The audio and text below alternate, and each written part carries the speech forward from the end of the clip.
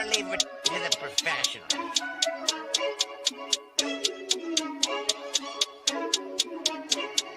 Blessed by Bundy, blah, blah, blah.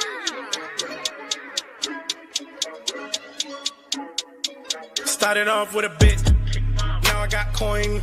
I see where y'all going. Been poppin' since Web 1, hella hoes on Web 2. I was living a dream, now I'm on Web 3. And it is what it seems, topping the pyramid schemes, I'm telling you.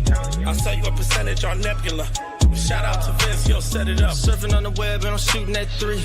I've been goated when I got my G. I'm an alien boy from a different planet, yeah. So I got my drink, I'm riding in the 1920s Model T Ford. Call her Era Lord. Call me Levi, playing on the keys, boy. And I'm about to put my gloves on. If I said it, then I meant that. Yeah, I like that one, I'm about to get that. Crash that whip for the drumsticks, whiplash. I'm about to get them all. Are you with that? In a white boat, surrounded by blue. I want one, but I got a cop too. I wanna fly high in the sky, arms out wide, trying to soar from a bird's eye view. I'm on fire, Ricky, Bobby, cracking the pavement, Whitney, Bobby. I'm a Saki bomb, Hiroshima, Nagasaki. Bruce Wayne been a dog, and I keep it 101, cause I'm feeling kinda spotty. You sipping on some rock, and I'm sipping on octane. The only thing around my neck is the Started off with a blockchain. bit, now I got coin. I see where y'all going. Been poppin' since Web 1, hella hoes on Web 2. I was living a dream, now I'm on Web 3. And it is what it seems, topping the pyramid schemes, I'm telling you.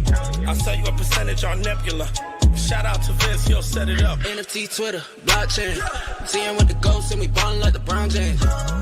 Crypto. We can make a trade, get the memo. Reviews not falling for the FOMO. Listening to Coffee with Captain. You know we worldwide, they loco. I ain't never gonna stop rapping. Orlando, yeah, we working magic. We rocking Ethereum entities. I just went and caught me a half base. Man, I got a shout out Started to off with a 40. bit, now I got coin. I see where y'all going. Been poppin' since Web 1, hella hoes on Web 2. I was living a dream, now I'm on Web 3. And it is what it seems, topping the pyramid schemes, I'm telling you. I'll sell you a percentage on Nebula. Shout out to Vince, he'll set it up. Freaking the mood to choose one, but they got knowledge to move, son. I'm shocking in shades with my brother in shoes. Yeah, them blues is coming. Even though it's hard to pick, eeny, mighty, mo, soda on the mix, no biting lips, it's time to go. Index number 1, no thumbs up, you gotta scroll. Looking at the ghost in studio, it's time to go. I had a helmet on by myself until I met a mask that wanted to have a face off. So I had to bring my chainsaw, full tank of gas in the drive with my brakes off. I'm A1, but a different kind of steak sauce. Welcome to Coffee with Captain, powered by ApeCoin, where we dive into all things crypto, NFTs, Web3, and cutting-edge technology. Remember, nothing here is financial advice. Early-stage tech can be exceptionally volatile and risky. So grab your coffee and join Cap and Steve for today's conversation. Welcome to the future. Welcome to Coffee with Captain GM. Thanks so much for joining us. If you haven't already done so, do us a favor, drop us a GM in the chat down below. Then head up top, smash that like, repost, and bookmark on today's space. We greatly appreciate it. Warms up the algo, lets everyone know we're here, and does us a real solid. We're also live over in the YouTube streets, as well as Steve's account on Abstract and X video feed. Go drop us those GMs. The best GMers drop those GMs everywhere. And thanks to the Indiana Pacers forcing Game 7 and a couple MLB favorites hitting yesterday, we've got 76. We got a parlay to cash out today for a listener, Steve. So someone who retweets today's space is going to cash out a nice 7.6x 76 ape parlay ticket. So GG to us for Cap's clutch market parlay of the day yesterday. Go get those repost ins to get eligible for a nice solid steak dinner, I think. So again, as always, I'm Cap, joined by my co-host Steve. Never any financial advice in the show. Crypto's risky, NFTs risky, meme coins exceptionally risky. Go to 0 to bonus. Please don't need to put any money in. You can't afford to lose. And know that Steve and I likely hold tokens we'll talk about from time to time here on the show. We are not financial advisors, certainly not your financial advisors. Don't join us for that. Just join us for some fun, some information, and education along the way. GM, Steve, how you doing, sir? GM, doing well. Had a busy day yesterday, although stomach a little off today. I never eat fast food, and last night I was coming back from the other side of the city. I was over there for 3-4 hours. I assumed it was a dinner meeting. No. So I met with the former CMO progressive, a friend of mine, mentor of mine. And we, by the way, GM, RDL, Mesh, everybody out there, Diablito, Thomas, Teacher Katie, everybody in the chat, give us a like, a retweet, a comment on the room. Slower start as usual on a Friday, but we'd love to get everyone in here. Aspiring Nobody, Dobbins, Depressive Hacks, Dwayne, Opportunist, just hitting the spaces, runs this morning. Love seeing you out there. Ark Invest, Mars, Clay, Das Scrub, Mike C, all the good friends out there. Revolve Token always in the chat plenty early. It was just a quick, I hosted a space for Unchained Monkey yesterday and then drove out to, it's like a 45-minute drive. I'll talk about that a little bit in cold open as well, because I did something new that was awesome. Met with my former, a mentor of mine, former CMO Progressive. She's shown me what he's working on, some pretty cool stuff. He has some big ideas. He's the type of guy who he has no need to work, but he wants to work. His company is literally called Make History. So he's trying to make history. I met with him yesterday and then went to come home around, I don't know, 6:30, 7 o'clock, something like that. I finally left, half hour, 45-minute drive home, and wasn't eating, called Dawn. She was going to pick up some wraps. Wrap place was closed for whatever reason. And so she stopped by Chick-fil-A. Now, I don't eat fast food, ever. I do like Chick-fil-A. It's good, but it's not my thing. And it's not that I'm the healthiest eater. I like to go out to eat and have sweets are particularly something I like. But man, it turned my stomach upside down. I forgot how bad for you fast food is. It's there's food you take out of if you go to a takeout place or a local restaurant, and it's not great. Fast food is so much infinitely worse with the numbers of the things they put out. God only knows what was in that. And last night, this morning, my stomach's been a little bit off. So definitely not going to be playing in the fast food streets again anytime soon. It was, again, the first time I've done that I don't know about you. I don't even think about it. I don't do McDonald's, KFC, Burger King, Chick-fil-A. I don't even think about it. It's not even in my consideration set. Whereas when I was I actually would probably get sick if I ate McDonald's or something. It's not an exaggeration. It's not that I don't eat fast food. I will eat a Chick-fil-A sandwich. I know those aren't great, but it's that's about the limit of my fast food would be a Chick-fil-A sandwich. Their fries are okay. But I couldn't tell you. It's probably been 20 years, maybe 30 years since I've eaten at McDonald's. Last time I ate at Burger King, I shared on here previously, it was 2003. I got food poisoning from a chicken sandwich, and I've never been back since. That was 22 years ago. So yeah, that's probably, and so that ended my Burger King ever. And probably around that same time is when I just full faded fast food for the most part. Yeah, I don't know. The Chick-fil-A. The Chick-fil-A, I had the spicy chicken sandwiches and fries yesterday and a Coke that came with it just because I hadn't done it away. I'm like, oh, this is good. And it's just, I don't know. When I was in college, I ate fast food a lot. Well, we also had that Wendy's dollar menu. I'm sure we probably both ordered off that Wendy's dollar menu at the same time during 2004, 2003. I bet we were both in that Wendy's restaurant at 11 p.m. And then I went home to watch Seinfeld, and you probably, I don't know what you did, but. Yeah, I went home to watch an actual comedy. But no, it's probably the same Wendy's, same time. But yeah, it's my stomach for basically since yesterday has been upside down. And it's I don't know. I have a lot going on, NFT NYC next week and some other stuff. And it's 2 weeks from now, I've sort of hit this mindset. I've done a pretty good job. The beginning of the year, I've done a good job sort of doing a soft launch of being in shape where, I put myself, I'm stretching more. I have certain targets I hit. I'm running more. I have certain targets I hit. I'm lifting more. I have certain targets I hit. But it hasn't been hardcore with the diet.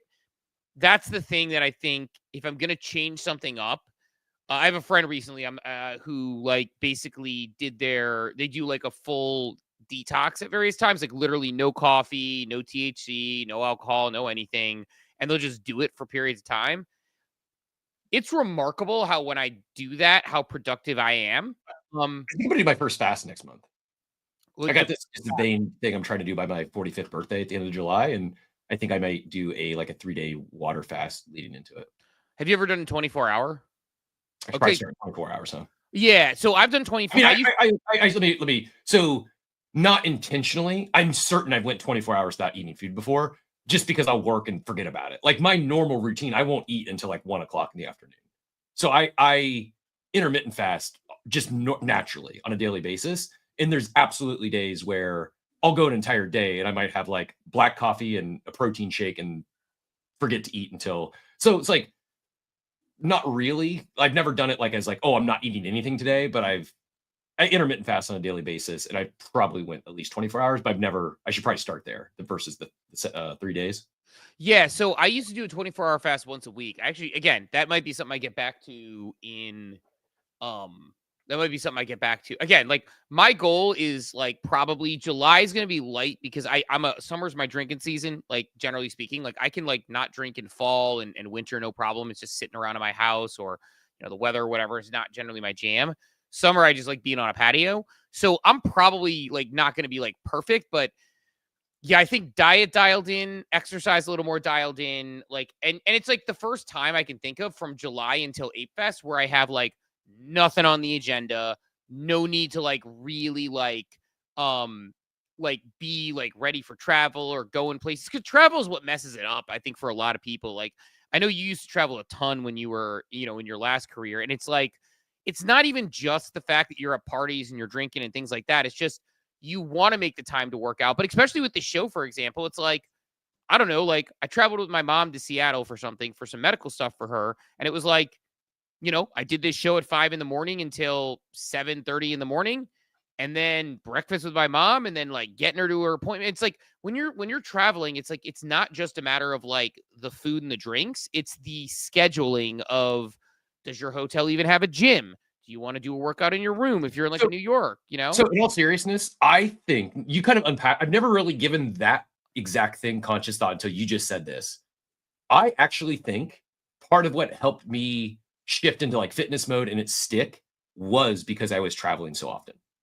Like it all happened at the same time. Like 2017, 2018, I went through divorce, and like many people, you decide to make life changes. I decided to cut alcohol and get fit, and I was traveling all the time. And I was doing things like my fitness apps, my Peloton, I was tracking like having those daily habits. Yes, it wasn't like as easy as just going to the home gym, but it was. I actually think like the fact that I was on the road so much and traveling so much, it became part of my travel routine, if you will, right? Like I think it probably I was just in such a focus mode. It probably would have stuck had I just stayed home.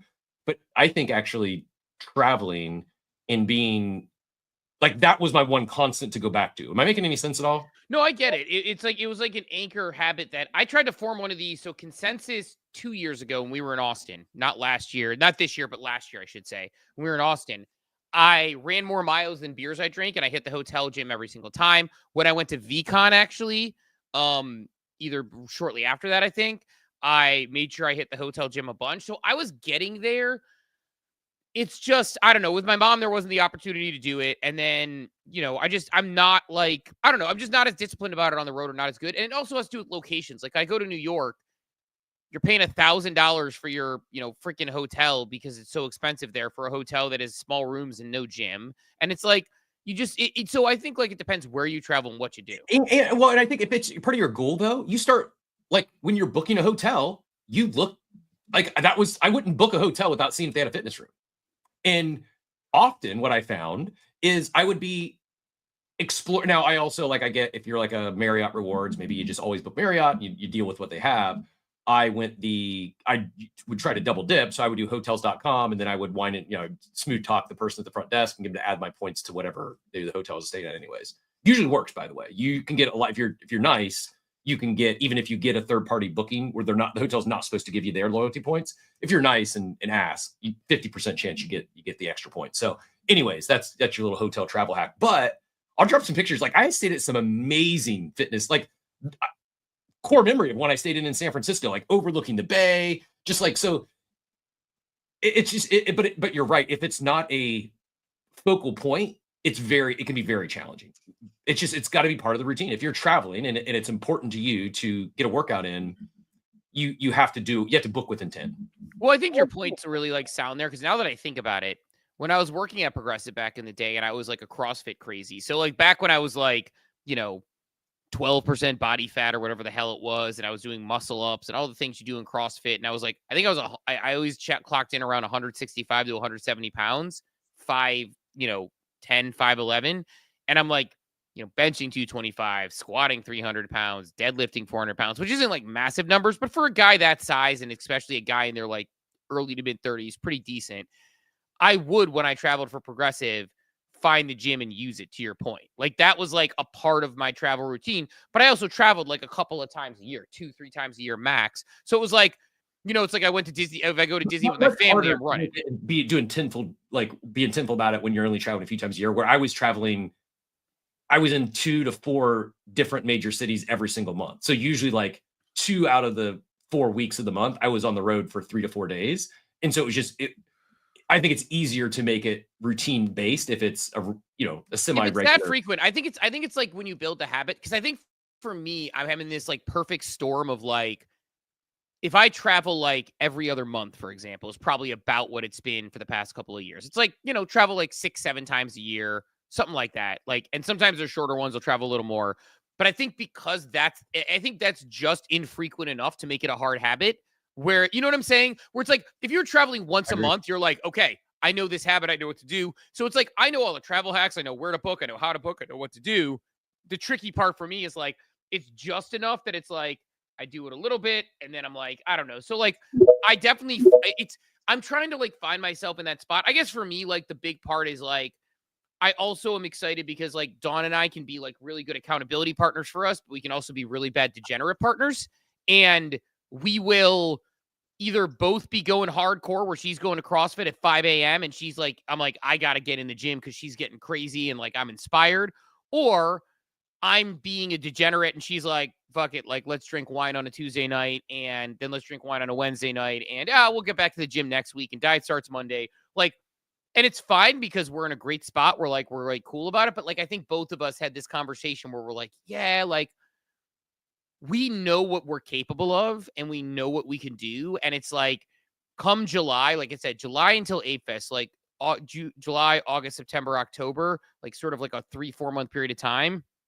I know it's about it used to be like a 3-week period of time. I could, get myself whipped into shape. Now that I'm older, it's probably about a 3-month period of time, but I don't know. It's weird because like giving up the drinking's not hard. I don't know when the last time I drank was, I guess, like at this point. Like it's been like, I mean, not like years, but it's been like a couple of weeks. I don't even think about it. Like I can give that up no problem comparatively. Not that I won't like have a drink on a patio or something. I'm not going to guilt myself over it because I'm pretty good about it. But like it's the diet and it's like we do the show and then I eat and then maybe my kids have friends over. So I got to be outside with them, keeping an eye on them. And then maybe like, I'm doing some work. And next thing you know, it's like 7 o'clock and my brother wants to play Halo and I've worked for 12 hours. So I want to do that. And like, it's just, I got to work the routine in. I got to get back to the habit of it. I got to make it non-negotiable. And we've talked about it a million times on this show, but the biggest hack is how you do it. And that's how I used to do it, which is I used to be 5 or 6 a.m. gym every single day. Like that is the hack.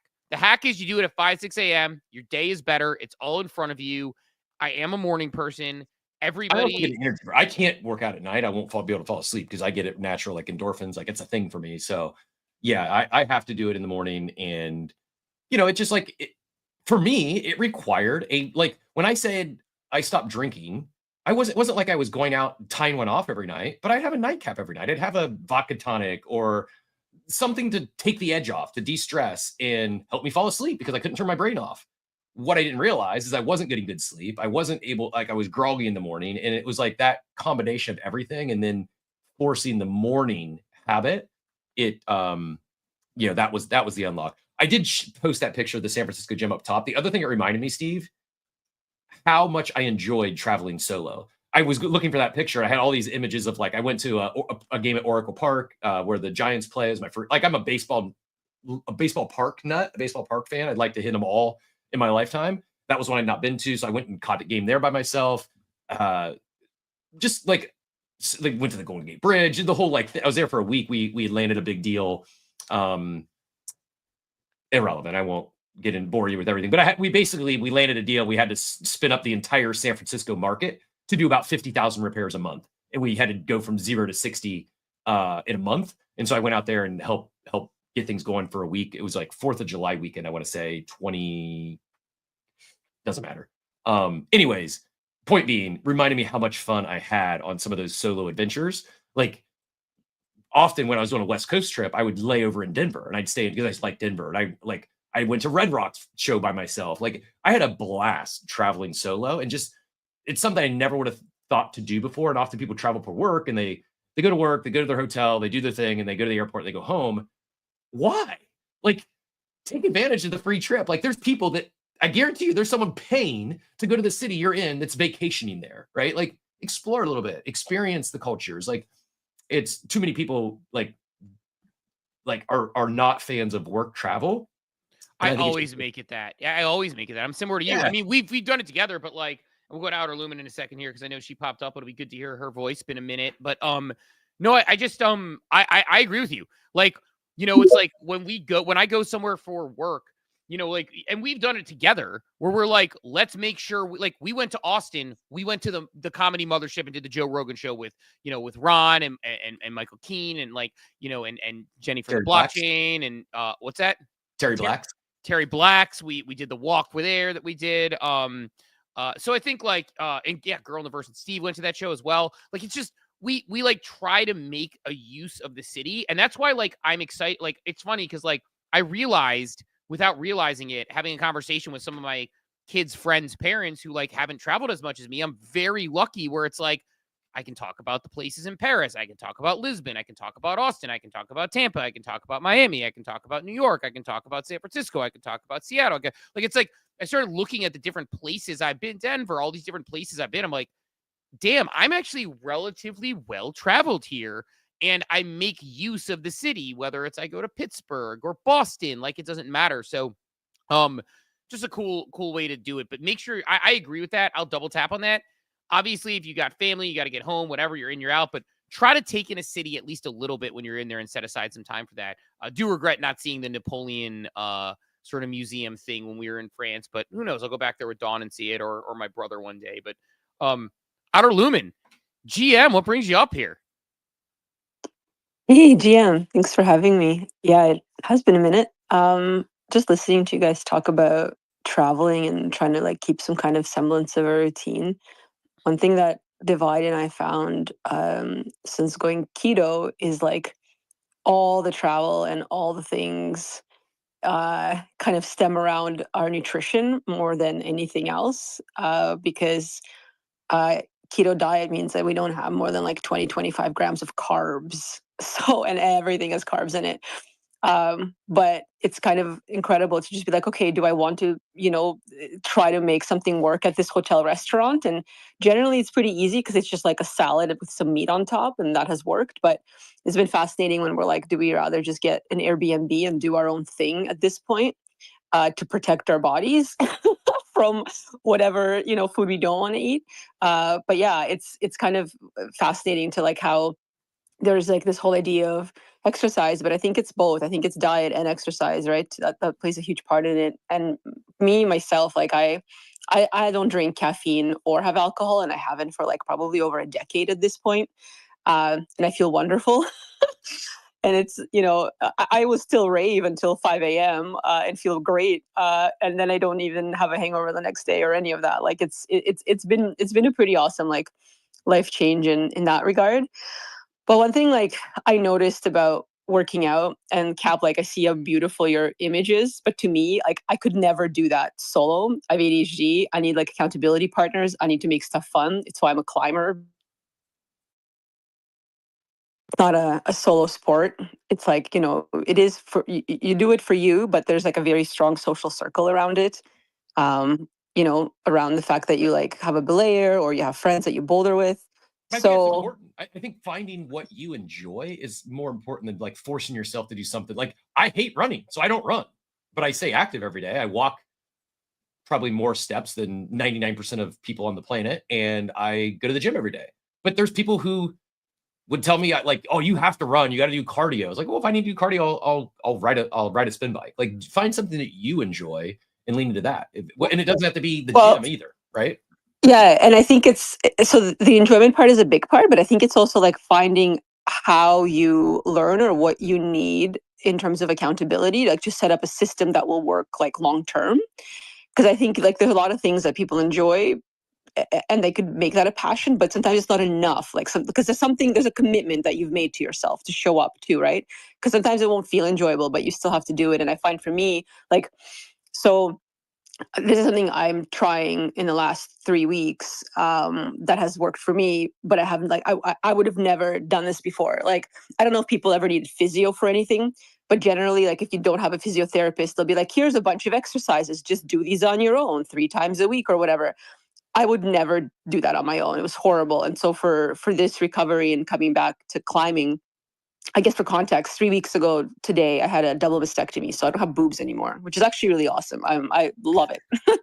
But it's a long recovery. Like, I'm just learning how to raise my arms again. So the journey back to climbing is going to be, is going to be a bit. Like, we're hoping with my trainer that I can climb probably September, but it's not going to be like, I'm not even clear to lift more than 10 pounds on my arms yet. However, I have a trainer that comes to my house every day, Monday to Friday, and I knew myself ahead of time that I needed to put this in place because I'm never going to look at whatever dumb exercise booklet they gave me, wake up and actually by myself lift my arms like for half an hour. It's just not happening. Like, I'm just not that person. Do I enjoy this? No. But am I going to be crusty if I don't do any of it and then I can't climb and I'll be like, oh, woe is me? So, like, I think it comes down to, like, I think Steve mentioned, like, sometimes Dawn is your accountability partner for stuff.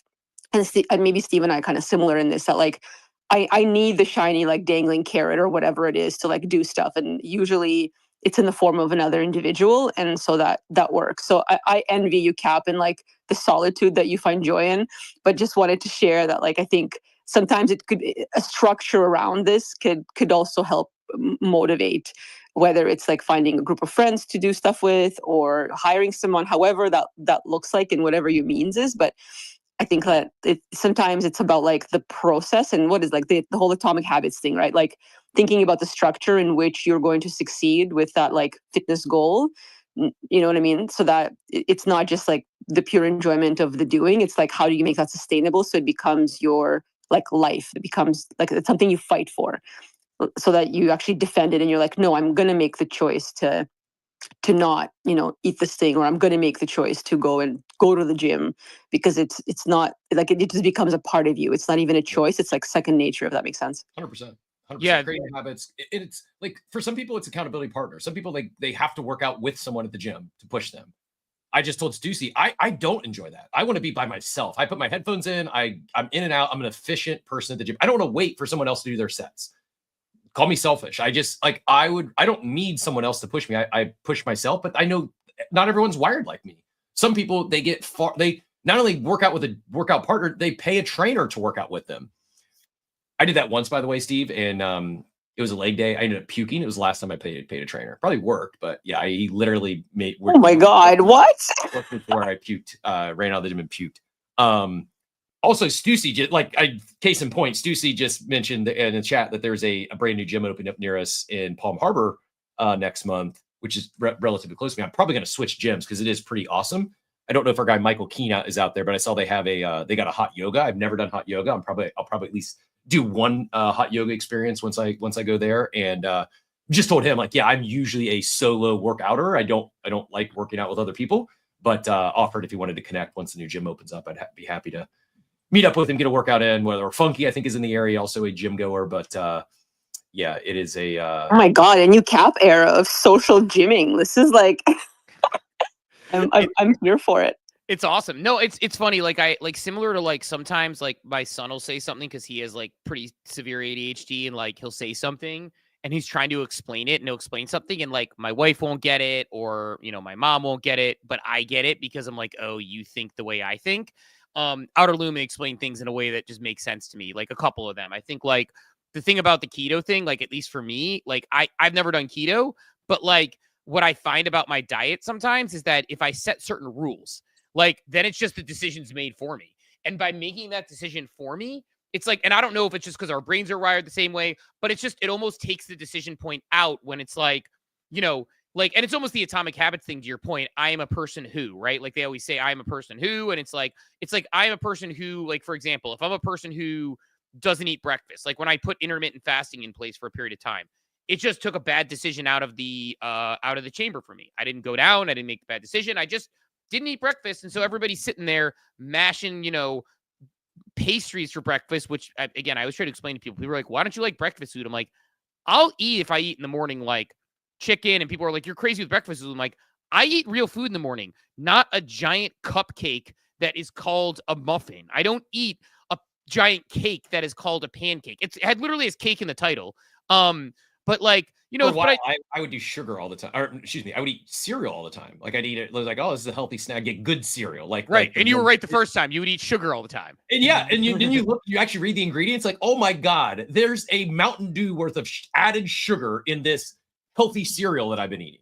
Yeah. I cringe. I can't. I just like, I mean, if you go keto, like literally overnight, you wake up and you lose like 10 pounds because carbs retain water. So you just no longer retain water anymore. But Divide lost 35 pounds in, I think, like 3 months. But I have to say this because I think it's important. I don't want to like preach keto to people because if you have high cholesterol or like problems metabolizing fat, this diet is not for you. And a low fat keto diet, even ChatGPT is going to be like, okay, here's your week of recipes.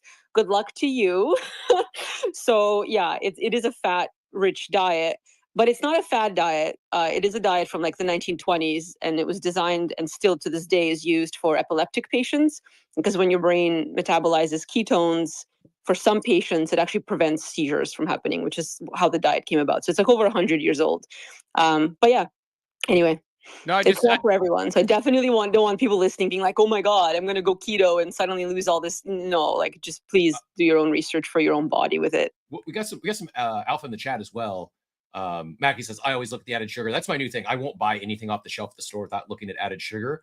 And occasionally I'll let something slide through like 2 grams of added sugar, but I'm not in ketosis. I'm not following a keto diet, but I'm keto-esque, if that makes sense. Other alpha, Stussy says Blue Cross has a great gym membership program. Was not aware of this, and I actually am a Florida Blue, is who I have my insurance through. $35 a month gets you access to several gyms with no limits. Got a membership to Crunch, Planet Fitness, anytime. So I think that's about the same cost as what I would get for the multi-location Crunch membership. So might be taking up on that. And then Dobbin says the only thing he eats for breakfast is protein shake and Ezekiel bread, which is sprouted grain. Great call. Ezekiel bread's awesome. I use Ezekiel bread for like my sandwiches most of the time. I don't think I go the Ezekiel bread, but I'm definitely a sprouted grain. I think I would say like Killer Dave's is one of the ones. There's some other brands. I'm not brand loyal, but I prefer sprouted grain when I can find it. Same thing. Yeah. No, pushes back on keto though. Says keto is horrible. I don't know if it's horrible for you. I think bodies are very different. I know some people who've done very well on keto for a long time. He says, unless for medical reasons, I'm just not a fan of keto. I also know some people who if keto is not for them, but we're not financial advisors. We're also not doctors. We're not medical advisors. So please, before making any significant changes to your health or diet, talk to your actual. Talk to your ChatGPT. Talk to your AI specialist. Exactly. No, I'm kidding. I was going to say talk to your actual doctor, but just ask ChatGPT because we know what you're actually going to do. So I came here for alpha as well. This is something maybe Cap, I don't know if you run or not, but I've never been a runner in my entire life. And this is because I had like boobs that I didn't want bouncing around, plus my knees hurt. But now I don't have any boobs. So I'm really excited to try running because I don't even need a bra. Like I'm in a whole other era. I've never been more crypto bro. Divine and I are laughing our asses off about like if I was crypto bro before, now I'm like embodying it. Anyways. So what I really want to know from people is this: if I wanted to get into running, but I have like my knees are not great. I don't want to like anytime I used to hike with like a 45, 50 pound pack in the mountains, I would be suffering with my knees. So I would love to start running, but is there like a trail running thing? Is there somewhere where I can run on like softer ground, or is there like an amazing pair of is there like the top sneaker to preserve your knees if I'm running on pavement?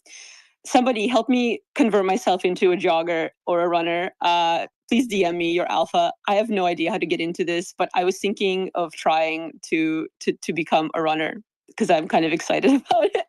Running is good this time, but I have no idea how to start. So help your girl out. No recommendations on the knees. I have one bad knee. I dislocated my kneecap in high school in soccer, and it's not great sometimes, but I honestly so I don't have good alpha on that. I will say, again, similar to you, it's funny, like I'm kind of in between you and Cap. I need the accountability partner, but I want to bang my shit out myself. So it's like I want to go to the gym with my wife or go to the gym with my kids, but I want to do my own thing. And then I want to be done with it, right? Like after that, right? It's like I don't want to like do it with someone and wait for the stats or whatever. I want to do it by myself. So, but yeah, the accountability partner thing speaks to me. The rules thing speaks to me. As far as the running thing, once you do have a running, one thing that may work for you, I don't know if this will work for you the same way it works for me. I basically said I want to run at least 500 miles this year, which means that I actually have to be working towards a goal, which means that I have to think monthly basis. And I have a spreadsheet that has like how many miles I need to run each month, how many, stretching minutes I want to get each month, etc. So just a tip, at least that might work for you, because at least it works for me. And I know our brains tend to be wired the same way, which is I will, I basically set a goal and then I have to work towards it incrementally. And then what it does is it gets me to say, okay, even if I run 2 miles today or 3 miles today or 1 mile today, I've worked towards that goal. And mentally, it moves me towards being a little bit of a better accountability versus just being like, oh, I'll start next week. It gives me something consistent to work towards. So once you get the knees thing settled out, because I can't answer that, I have a friend who's a big runner who talks about barefoot running shoes, which I've definitely used the barefoot type shoes before and I like them, but not for running. Because of how I run, I put holes in them. They are like I think they're really awesome, but like they're all, and he's basically said like, and he's like the big time marathon runner and he's really good. And he's like, look, these shoes are going to be better for your knees and everything. But you got to learn how to walk with them. But yeah, once you figure the knees thing out, the long-term goal, at least for me, was super effective in getting me to run. As much as I'm out of shape, I know that I'm in infinitely better shape than I would be if I didn't set those goals. But yeah, I don't know, Cap. I know Joey came up. Let's get Joey in here real quick. Probably got some knee advice, and then let's run to. I want to talk a little ChatGPT and get a couple topics of the day. But Joey, get in here. Yeah. So I was sitting there and I'm like, man, another fitness talk. What do I do? Do I come up? Do I not? And then Outer started. Shocked. Outer started. I was shocked we didn't get an instant Joey. I was like, where's Joey? Is Joey not here today? I was listening. So here's the thing with running. So as somebody who ran competitively in high school and college, then later in life also ran like half marathons and stuff like that. Here's my advice. Number one, running on pavement is terrible for you.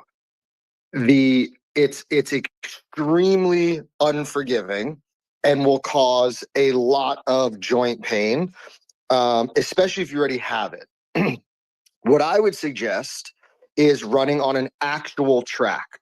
So finding a high school or college that is open to the public that has an actual rubber or some type of artificial resin. Like there's all different kinds of material now.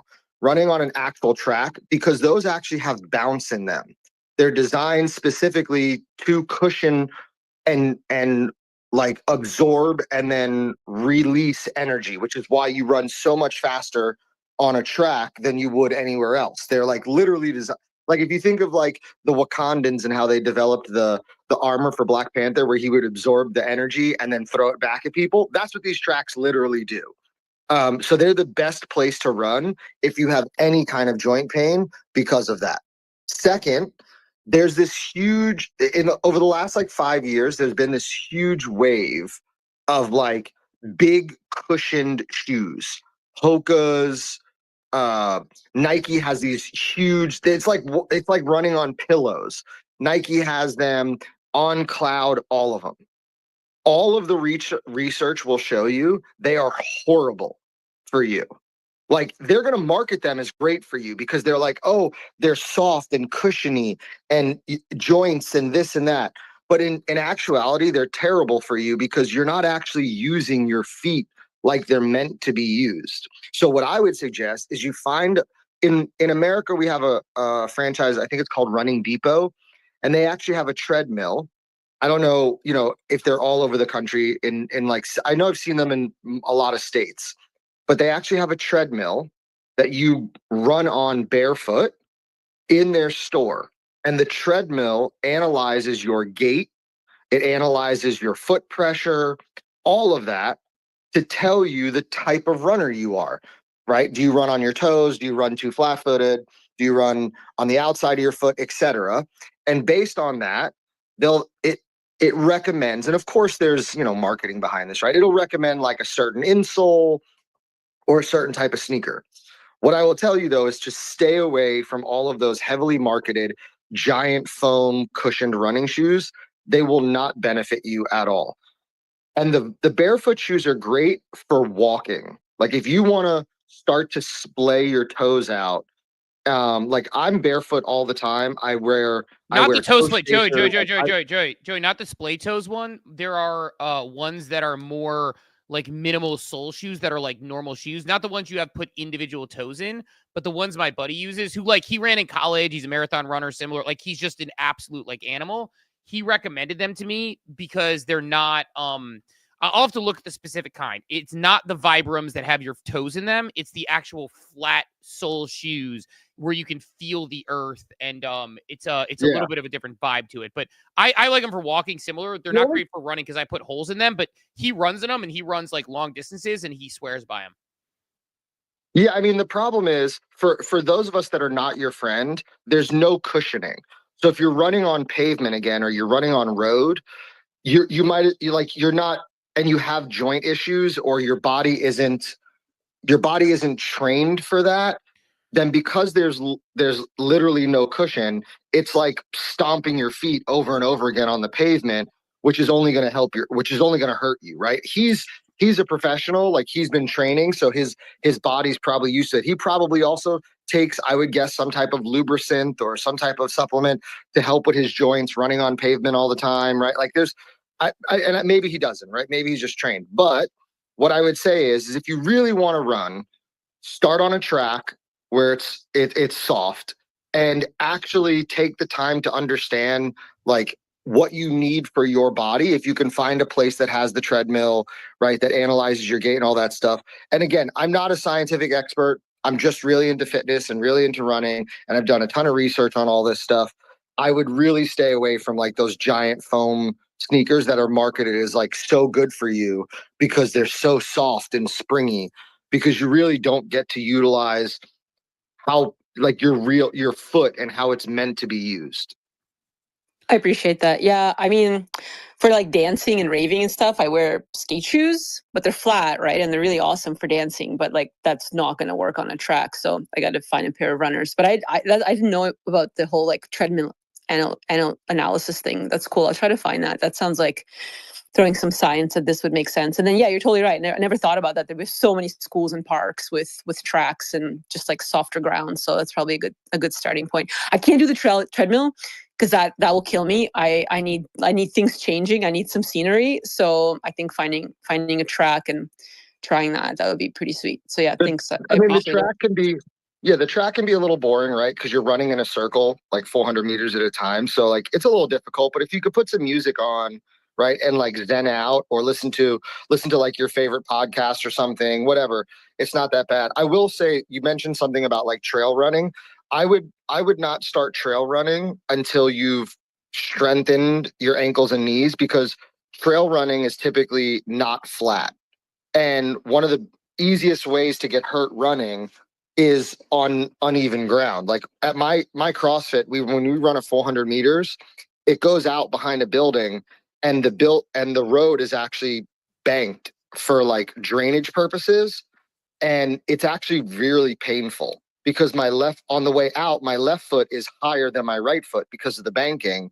And then on the way back, my right foot is higher than my left foot.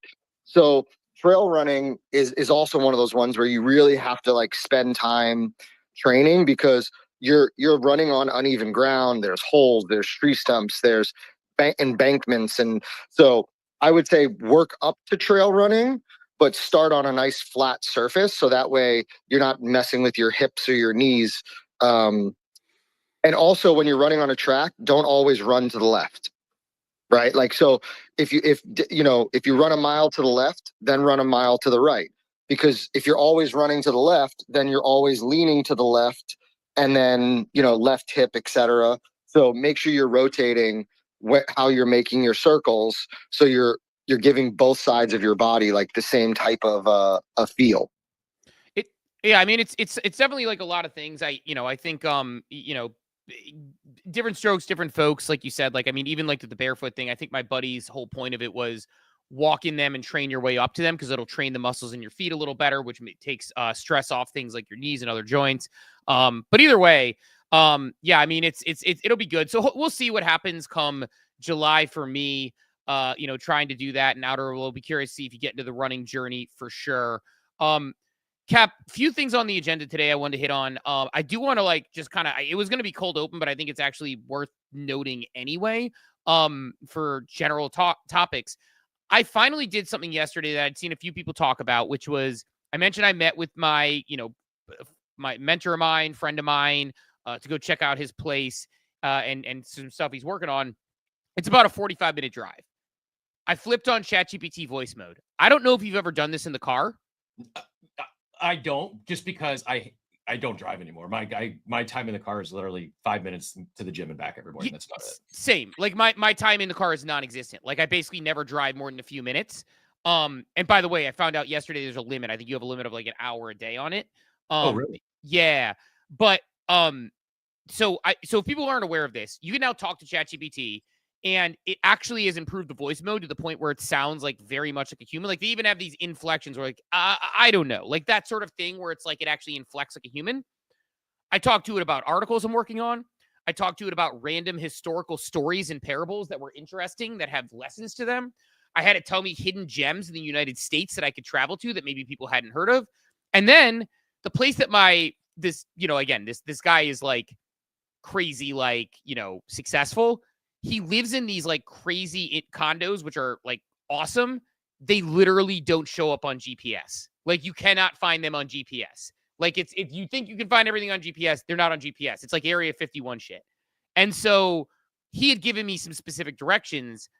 My ADHD misread a 0 in one of the places he was sending me. So I was going to the wrong place, which he laughed about because he's the same way. He sent me a thing. He's like, yeah, you want to go to, 21,000, not 2,100. I'm like, oh, I misread that. And I just talked to ChatGPT. I'm like, yo, I'm at this road and this road. How the hell do I get there? And ChatGPT knew. GPS didn't know, but ChatGPT knew how to get there. It was able to index from like whatever directions were on the internet and got me there. So I don't know, man. Like I think there's something to this concept where if you have a long drive or a long commute, and again, there's a daily limit on this thing, but talking to ChatGPT about anything you want, it feels weird at first. You're like, what are we even going to talk about? But you can just chat it through. It's incredible. Like it's incredible. And it saves everything in text. So articles I'm working on, I now have further along. That 45 minutes in the car wasn't used on a podcast or music, which is great to decompress, but it was actually used on legitimate like work. And so it's like, if you have anything you're working on that you would work on ChatGPT with, you could basically steal back 45 minutes, an hour of your commute, just chatting with it, not typing, just talking, paying attention to the road like you're on a phone call. I don't know. Highly recommend. It's the first time I've ever done it. Steve, is this part of the regular paid service or the free service? What is this part of? I don't know. I do the $20 a month one or whatever that is. So whatever. I have the $20 a month one too. So that's why I was wondering if you paid or didn't pay. No. So it's those on the side, you have the normal voice, the little microphone, which I use frequently.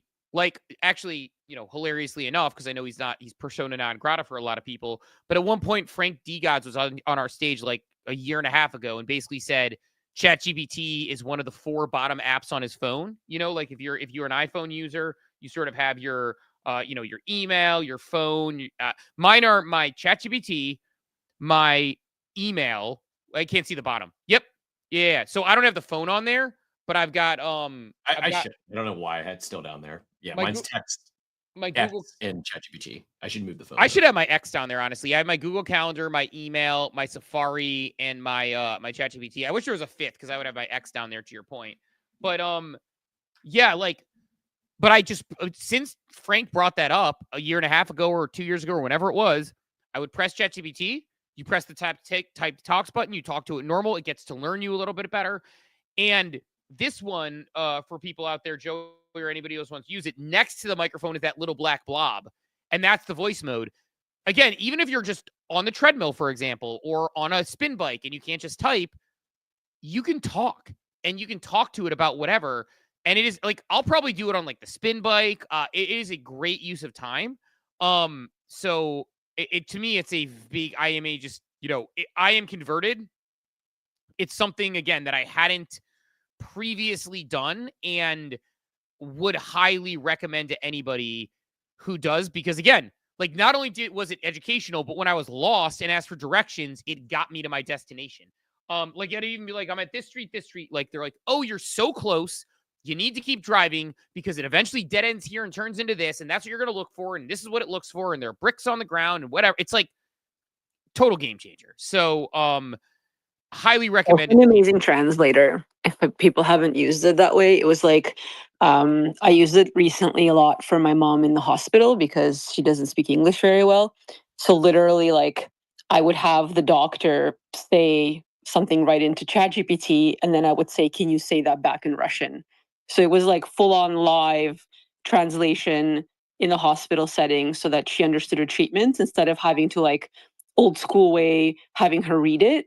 It would just like it just took away the need for a translator, which was incredible. That voice feature. Sorry to jump in, but just thought I'd add that as well for the voice feature if people haven't used it. I didn't know that existed. I would actually use that if I were like on vacation or something for sure, and like or on a trip. If I was in like if I knew that existed, it's like you're at a restaurant, you're out asking for directions, you see someone who doesn't speak the language, and you pop it in. The fact that it could ask the question in that way, I think, is a game like that. I didn't know that Oh, existed. it's incredible. Yeah, literally, you're just like say say whatever, and then literally say, "Can you say that back, but in Spanish?" Or "Can you say that back, but in choose your language?" And it will literally just say it back. Yeah, I'll drop a little alpha on this crew today if you guys want to hear about some voice translation. There's a event going on in Miami right now by a group called R-Link, and these are some power people in our crypto spaces. And they've put together a pretty elegant solution. And I think that kind of what you're talking about, you can jump into a meeting like you would Zoom, and you can speak in any language and it'll translate in text for you at the bottom into any language. It's crazy. It's a pretty fascinating tool, but just wanted to say hi to everybody. And you guys are making me feel bad that I'm not doing more exercises. Well, don't feel bad. I am being a lazy sack of shit lately, so I'm trying to get myself back into it. So don't feel too bad about yourself. I'm working on it. I can hardly lift my arms, man. If you can reach the top shelf, you're winning. Okay. I love it. I will share a little bit about what's going on with our link. The folks out in Miami, and these are, again, I call them kind of power players because I think Tony was one of the people who bought like $57 million worth of our Gala nodes. These guys are putting out some really interesting thing. They've kind of modeled off of the old Gala node sale, but they're building a new DPIN for that Zoom-like service. So worth kind of checking out. I think they've made a lot of sales. And then a little shout out to a bunch of the people out in Sibley. My apologies about mispronouncing it to my friends in Georgia, but the country in Georgia and Eurasia has a 6 to 10,000 person crypto conference occurring right now. And the next one that they'll be pushing out to is into Kazakhstan. So for those of you who aren't in the know, a lot of the crypto movement that's happening in the world right now is definitely moving that through that area. And again, some major power players out there, fam. Yeah, it's crypto's coming global. In fact, you're seeing people. I think we're having these moments. Crypto. I think just internationally where it is going global in general. Like that's a good thought. Just like looking at the different conferences around the world, and it's like we are again. I always say this: we are still early. The big institutional money starting to come in America, but it's still we're only going to be early for so long, but. But Cap, I think it's an interesting one. Joey, go ahead and get back in here. I was going to say there's a lot of AI note takers out there that exist, right? Like Otter and a bunch of them, where they can join, your Zooms and take notes for you or listen in on your calls and whatever. I wonder because you think about like some of the roles that we talk about that AI is going to replace over the years. And like, Steve, you were just saying how, you were talking to it for 45 minutes about articles you wanted to write and stuff like that. And you think about like how many jobs that could, that like one 45-minute session you had with ChatGPT, how many jobs that literally could replace. Like from a lawyer perspective, you have paralegals and their job is to look up case law and right, like you're sending them like, hey, we're fighting this case about A, B, and C? Can you go to the law library? Can you go on Google? Can you find other cases, right? Like, so, and then you've also got your, you know, your note takers, like your administrative assistants. Like, you literally, from being able to talk to ChatGPT for 45 minutes like that, you probably replaced 2 or 3 jobs that normally somebody would have to do, right? Like taking notes, looking up cases, articles, whatever. And it's happening. I think it's happening. I don't know how fast it's going to happen. We all talk about like when, but I feel like it's happening really fast. Like, we look at how much AI has progressed in the, year or 2 that we've been talking about it in this space. I saw yesterday, I'm sure everyone's seen it, the video of like where they had Will Smith eating pasta last year and then Will Smith eating pasta now, how it like it's changed so much in like 12 months. We might be seeing job loss way sooner than we expected from the integration of AI. Maybe I'm wrong. I don't know what you guys think. I think Will Smith needs to have AI start creating music for him instead. Or making movie choices. Terrible. I can give you guys an example of some of the workflow kind of pairings that I'm seeing right now with AI right now. And, I really kind of jumped up to announce that we're going to be dropping our very first Web3 film in our family space. We've got a $20 million film with Chuck Russell called Witchboard coming out on August 15th. But Joey, kind of to your point, building the Roblox game for the Witchboard experience that'll come out probably July 10th or 15th that I've been building. So, I appreciate you jumping up. We'd love to learn more. We do have a kind of we typically got off the tracks a little early this morning. We usually just cold open for about 15 minutes. We do have a lot to get into this morning in terms of news. We got a few segments and stuff.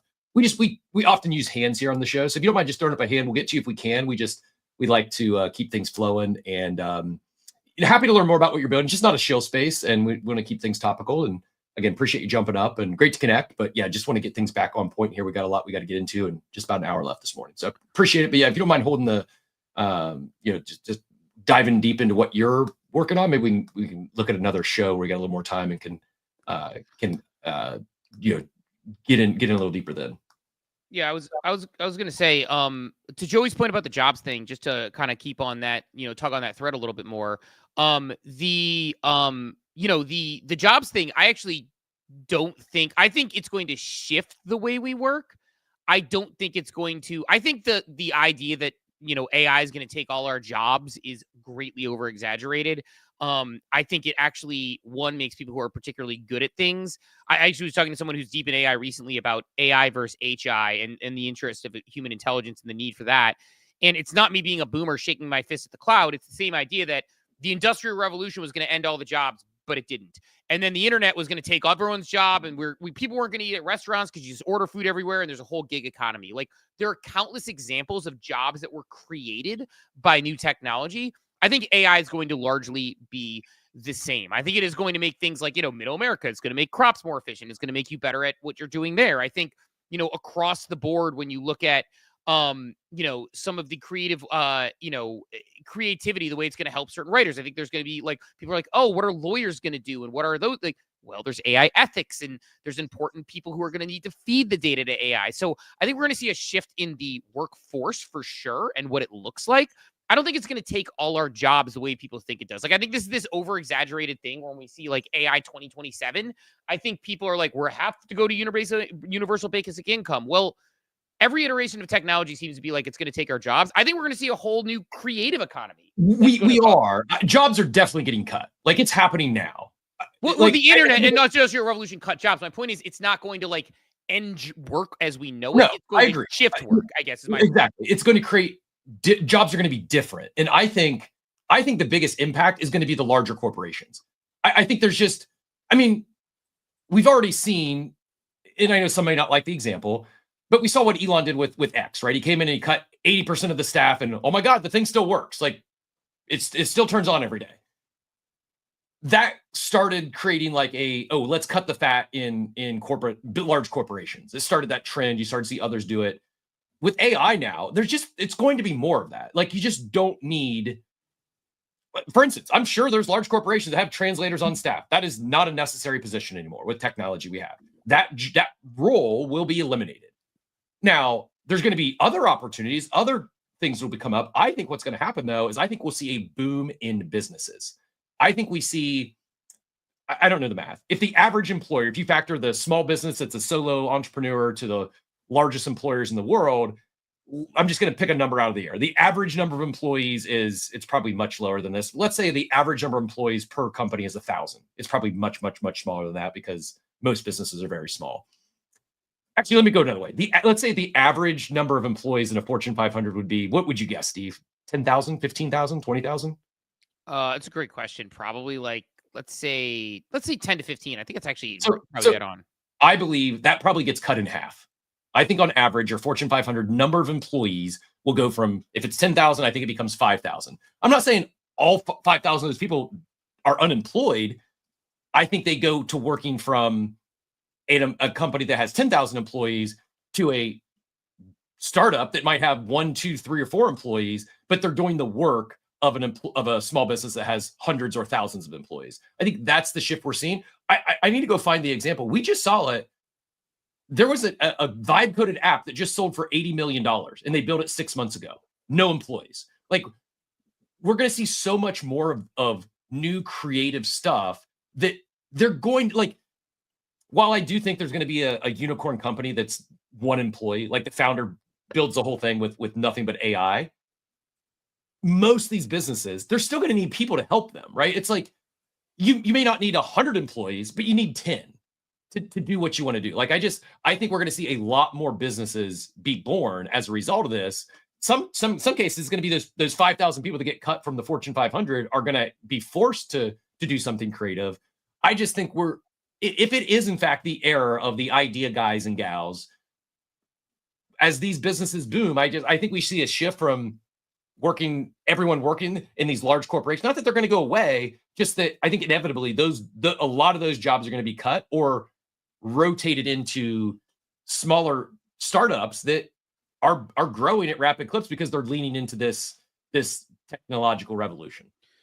Yeah, I think that's possible. I think to your point though, like I think we would see I think that it's hard for us to fathom. Like, I think right now, a couple things. I'm talking to Bunchu in the war room because he's saying he disagrees in the long term.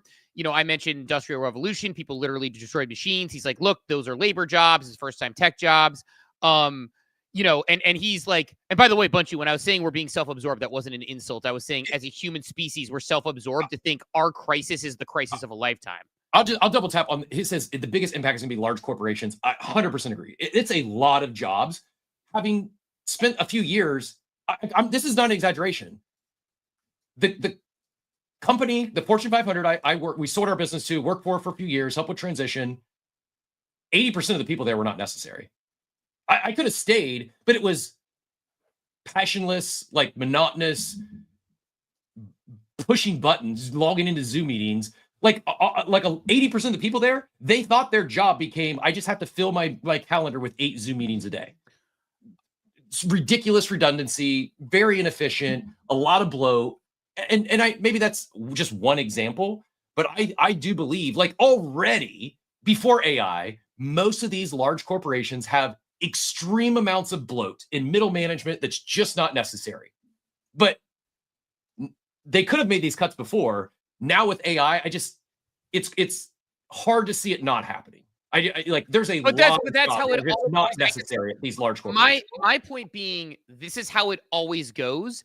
And in the moment, we're self-absorbed that our crisis is the end-all crisis. It happens every time. And I guess, because the thing is, the Industrial Revolution crisis. I just think it's a change. I don't think it's a crisis. Our change is the only change, however we want to refer to it.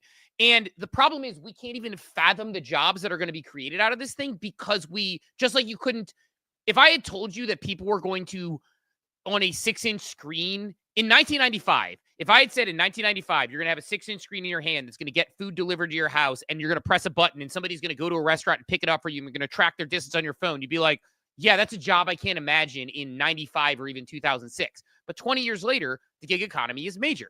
And so I think what people underestimate is the way that job markets shift versus the way that they take all of our jobs. Like, everyone's sitting here being like, we're going to need universal basic income in, 10 years or whatever.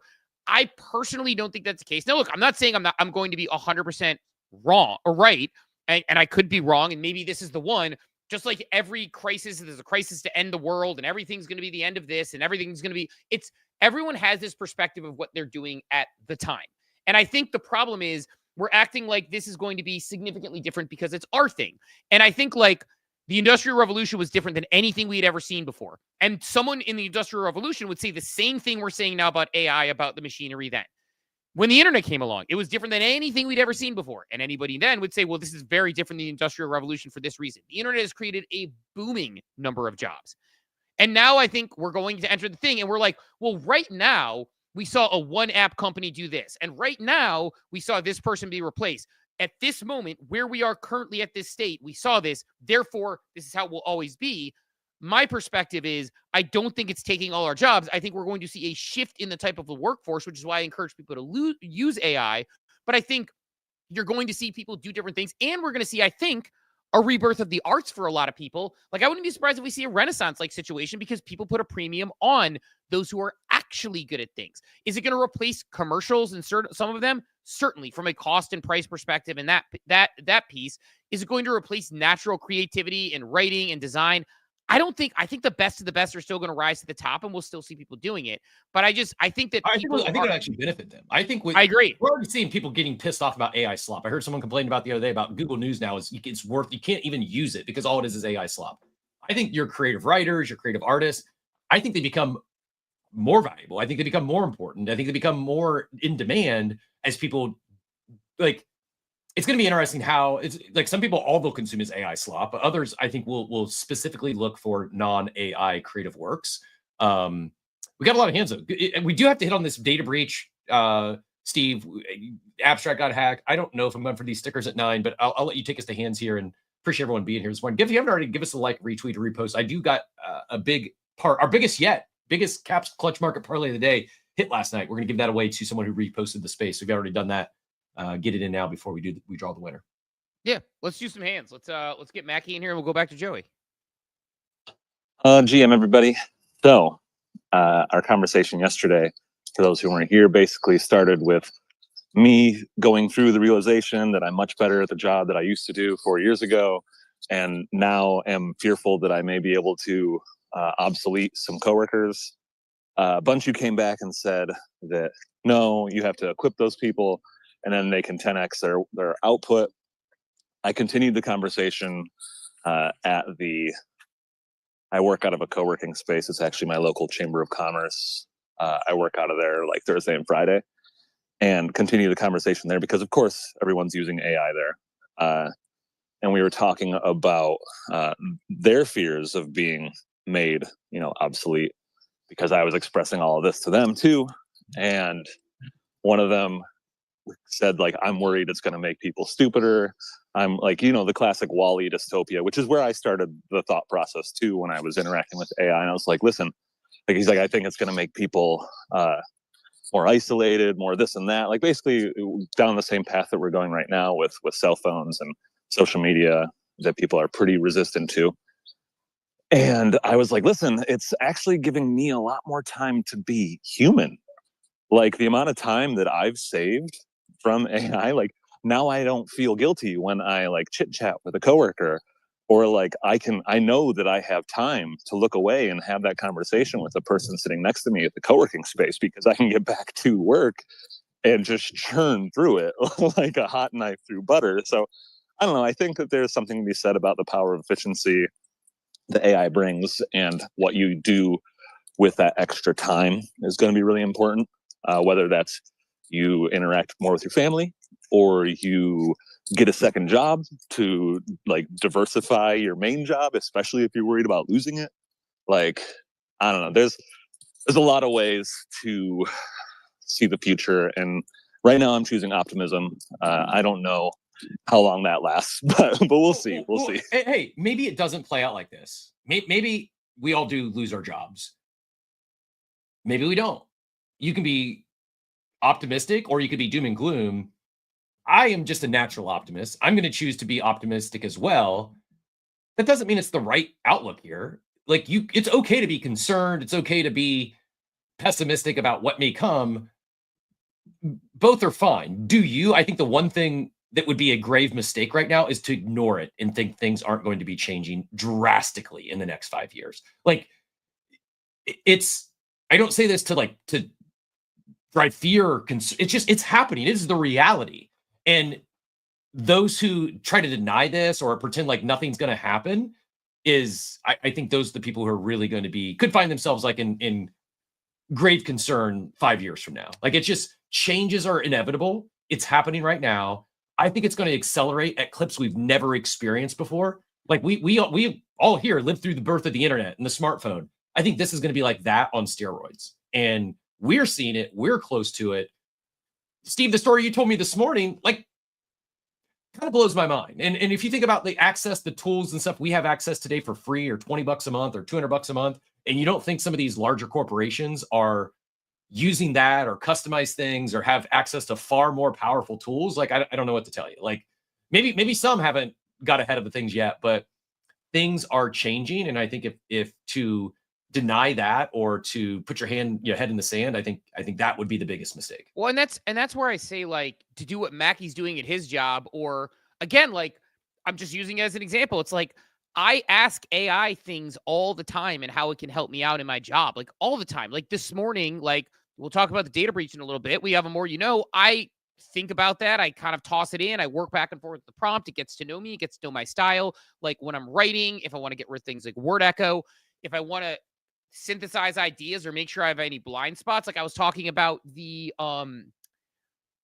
sort of some different things that were like hurdles for NFTs and for my series. And I had like the tech barrier and I had the financialization. I was thinking about, a couple more, and they're like, oh yeah, have you thought about even like, did you even bother doing the regular? And I'm like, man, blind spot. I didn't do one on the regulatory and legal hurdles. And that's a whole nother article. That's a whole article about people and information. And, they could use it for research, being like, instead of being like, man, what's that senator again who sports it? Oh yeah, ChatGPT knows it's Cynthia Lummis, and this is something she said, and this is a direct quote, instead of me having to look it up. And so like things like citing my sources and finding them and then looking through them, it's like, I need to ask ChatGPT and make sure it's not hallucinating or there's not an alignment problem, which is a whole nother concern, but it helps me. And this is the other thing, like you need to use it daily. Like that's the best advice I can give you now is create a habit. Like the gym stuff's important. Your health's important. Start using AI daily. Start using LLM daily. It's so like, it's just like it's one of these things like I can't even tell you what, I can't even explain what I know. It's like, I wish I could just push a button on everyone and you could experience it. You can't. It's one of these things like you need to use it. You need to experience the software. You need to understand it, because what'll happen is now after you do that and you start using it daily, you'll quickly identify if something is AI or not. Like it's pretty easy to distinguish AI comments in the AI bots in the chat versus real human beings. But not only that, it's just, there is nuances. It is a skill. I kid you not. I have a draft article, Steve. I'm not a writer like yourself. I thought you were going to say, I have a draft article, Steve, and there was a pause, and you're just like, can't you just say that's impressive? Go ahead. So I had the whole thing drafted. Like I could have sent it yesterday. It's basically notorious crypto marketing campaigns that backfired. I was going to lean into the 500K a month KOLs, and not because they're getting a bag, just because I don't think the marketing campaign's having their intended effects. And there's a few others. But anyways, my point being, it's going to be embarrassing to say this. I probably burnt an hour or more yesterday trying to get an image created. It almost one-shotted the image, okay? But it was, for whatever reason, it cut off the left, and it was, instead of a period like we use in the US, if you're like 1.1 billion, it used a comma. I kid you not. I went back and forth. I'm probably just going to show my ChatGPT. It's so freaking embarrassing. God, I hope you have some chats up that are embarrassing to see as well. As you're pulling that up, like I want to just like double tap on what you're saying while you get that up, is like, yeah, like you need to use it daily. Like, I remember when I worked with Mackie at Starbucks stuff, and he had to watch me trying to operate a spreadsheet, and it must have been the most painful thing in the world for him because he's so good at spreadsheets. When I watch people use ChatGPT, that is what it is like for me. because I am so good at prompting from doing it every day. Because it's like training a dog. Like, when you first start training a dog, they have no idea what you want. And then it goes to the point where it's like, my dog likes to run outside with me. And if I even touch the carabiner that has his poop bags on to unclip it, the second my hand touches it, he starts jumping and whining at me, dude, because he's trained. When we've gotten to the point, dude, he's laying over there. He's this basically guest bedroom office. He's laying on the bed. I kid you not, for like the last week now, when I take off my headphones when we're done, he pops up and knows we're ready to go for a walk. Yeah. When I take off my headphones. And that's like an analogy for what ChatGPT is that you learn how to prompt. Like the Look at this. This is how embarrassing this is. I asked for an infographic for this article I was writing. It gave me not an infographic. I said, was thinking more visuals for an infographic. So it spits out this. It looked really bad. Then it's not bad. It's okay. Then it gets this, which is close to what I was wanting. You can see like it's not perfect. I couldn't see the KOLs there for Polkadot. They're too light. And it cut off FTX here on the left-hand side. I don't know why I did this. Look at this. That there was really close, but I had a few things here just didn't look clean. I wanted to make the changes. I went back and forth. And I even actually started another chat with a different model to try to get it. And it's even like a dog too, where you get frustrated when it's not giving you what you want. Dude, I was so insane. So eventually I just walked away because I'm using it daily. And I was pulling my hair out yesterday over a simple image creation that it was 90% right in trying to get that last thing perfect. It was insanely frustrating. It took me probably an hour. And I never got the exact output I was looking for. But it was a good use of time because it helped you further I'll give you an example of and this is obviously I run through that same thing, by the way. Sometimes I use, obviously all my images in different styles, and you can have different things in different styles. And by the way, we'll hit hands here in a second, but I want to find something specific. So I saw some people copying this, even though my thing didn't do numbers at all comparatively to everybody else, not to be salty, but my guy Grateful Ape did it too, and then ended up getting the retweet from Bored Ape Yacht Club. I think as far as I know, I was the first one to do this yesterday. Okay. So if you aren't aware, I'll click on the Bored Ape Yacht Club one so you can see it. So Bored Ape Yacht Club posts this and types Bored Ape Yacht Club. I did this, post Bored Ape Yacht just for fun. I don't care if I get the retweets or the likes. It got, it didn't get nerfed, but 2,500 versus, some other people who put the prompt out. I should have done what Grateful actually was smarter than me. He put the prompt in the comments. So they were like, hey, check it out so everyone can do it. This took me one try because I knew exactly what so here's an example, and then we'll go to hands to give you an example of it. I know because my ape doesn't do well in recreation by just the image. So when I put cap space ape in, every time it's easy, perfect. My ape doesn't. So I've downloaded the 3D files. So I will upload 2 separate 3D looks of my ape because I've realized that ChatGPT needs those. I will update the PFP image because I know ChatGPT wants that. And then I would tell it to recreate it and make it in certain ways. I know what to ask and how to ask. Because Cap asked me one time about hey, when you're doing the images for the show, we were talking about how I was doing some images for the show because we're both getting better about our promo images. And I messed up. Should have done the one for Spencer. Totally forgot because it was bad, but it didn't work. But I have 2 images that I use specifically of my ape with that is with its arms out wide and its arms out sideways to make sure it gets the stars on the pants, the stars on the side. I ask it questions and I know, but the only way I know that, if I just give it my PFP and was recreate this, and then I was telling it, put stars on the pants, do this, do that, it might take me a million tries. Because I know what it needs and how it needs it now, I know that anytime I want my ape animated in an image for the show or anything else, I upload my 2 screenshots from Dashbo, I upload my PFP, and then I ask it a couple of specific ways, and it spits me out what I want almost as a one-shot every single time. And so I think that's the value of using it daily is now I know. And by the way, as a side note, and then Cap, I'll get off my rant. As a side note, I now apply that skill to other images I do. If it doesn't spit out the image I want first try, I'm like, wait a minute, let me upload this one, and this one. Now give me what I want. And so training it matters. I said I didn't get to the result I wanted. The other thing it helped train me on is figuring out which models are best for what. I don't know if 04 Mini High is the best for image creation, but it says great at coding and visual reasoning. So let me try this one. And then I copy and pasted the last image I got after spending an hour with probably 04, 03.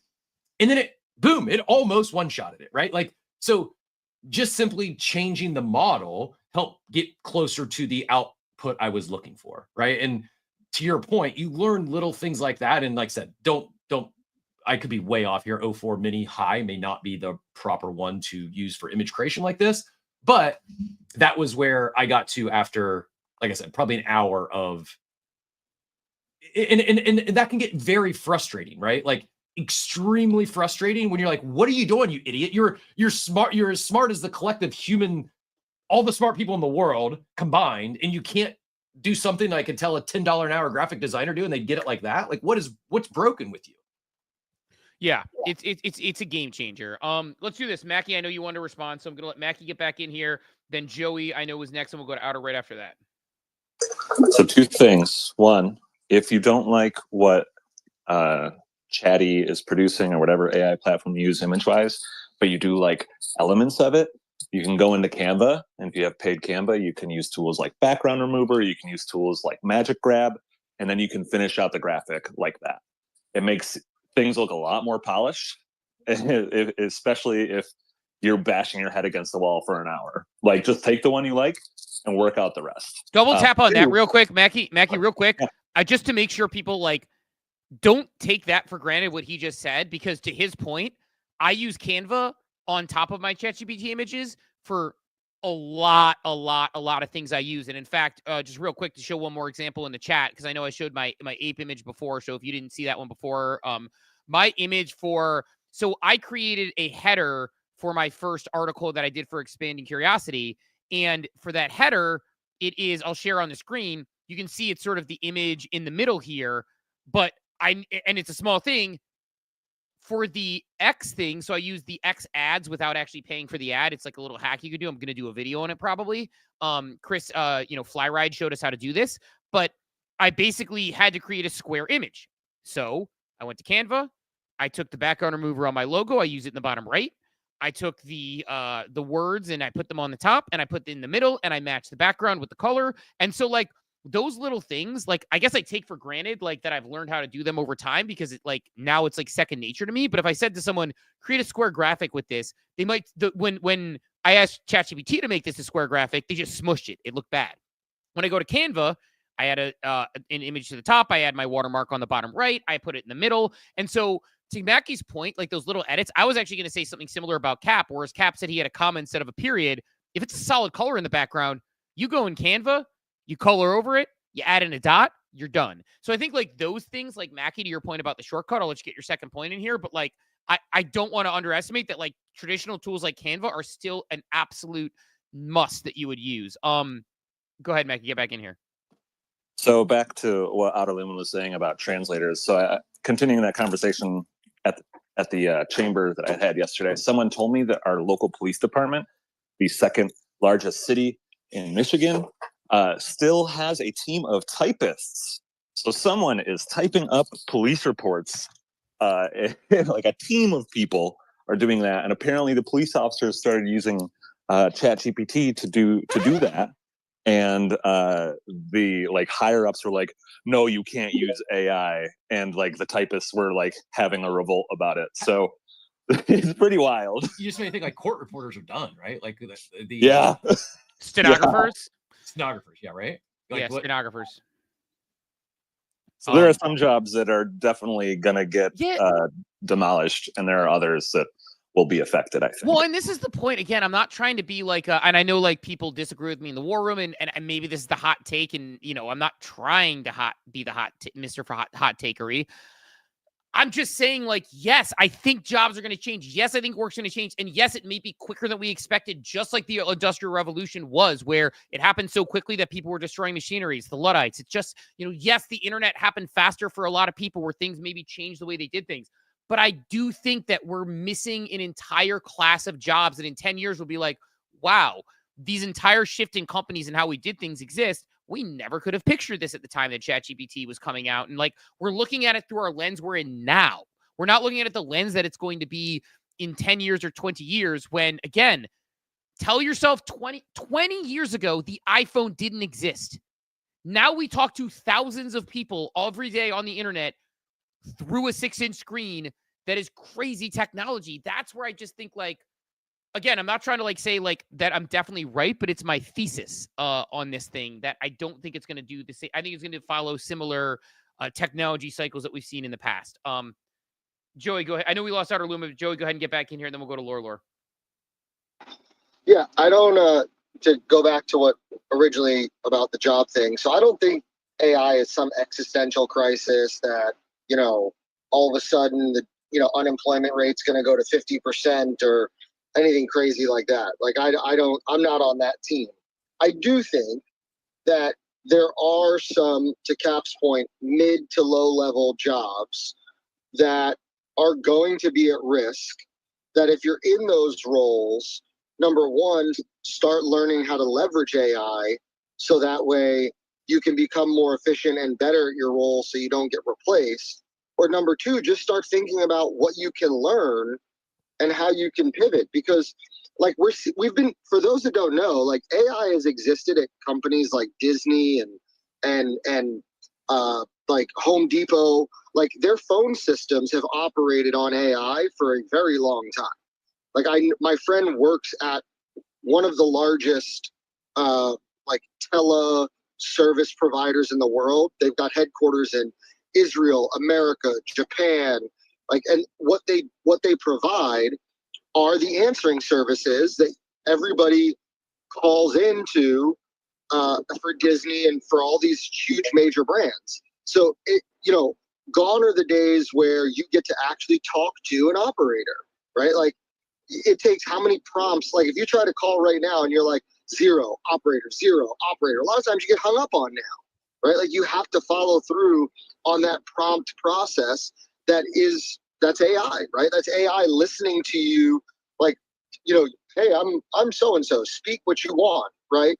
So we are going to see job loss. I don't think it's going to be the existential crisis that people are trying to make it out to be. But you definitely need to consider what the future of your job looks like, whether it's implementing AI to make you more efficient and more valuable, or can AI literally take my job? And if so, what is my plan to reinvent or pivot myself? Agree with that. I think it's like, how does it plug into your job? It's the classic, you're not going to get replaced by AI. You're going to replace by someone using AI. And yeah, AI, I mean, Series AI, like there's a lot of AI things that have existed for a very, very long time. So it's not that it's new. It's just that it's a lot better. Let's do this actually. Before we go to Lore, we should probably daily market update. You want to hit that? Let's do it. All right, let's daily market update, and then we'll keep getting through hands. Got to pay the bills. The daily market update straight to your brain. Powered by ApeCoin, no hype, just gains. Moving on 8chain, we bring in the heat. NFC, Feds Alpha never miss a beat. 8chain on top, now we bring in the flex. The home of NFTs, these now what's next. Come on, my head top, but you want the time, and chop for one time. It is time for the daily market update powered by ApeCoin, the home of NFTs. ApeChain has it all bringing fun, culture, and community to the blockchain. Dive in and see why ApeChain is on top. Cap. Yeah, didn't mean to turn that down. We will start with our Coinbase 50 over here. Let me get the screen pulled up and share with y'all. Looking at Bitcoin is up 1% to 106,072. ETH 2.5K as always up 1%, 25.55. XRP up 1%. Solana up 2%. Doge and Cardano up 1% as well. As we all those runes that were green yesterday gave it back today. I kid. I'll stop fighting the runes eventually. SPX Murad's coin down 4% on the day. Bonk up 3%. Trump up 1%. Pepe flat. Shiba up 2%. Doge up 1%. Pretty flat day across the board. And looking at NFT land, we got a little bounce on some of these. Good Vibes Club, which have been sliding for the last few days, got a nice little pop up 7% on the day to 0.58 ETH.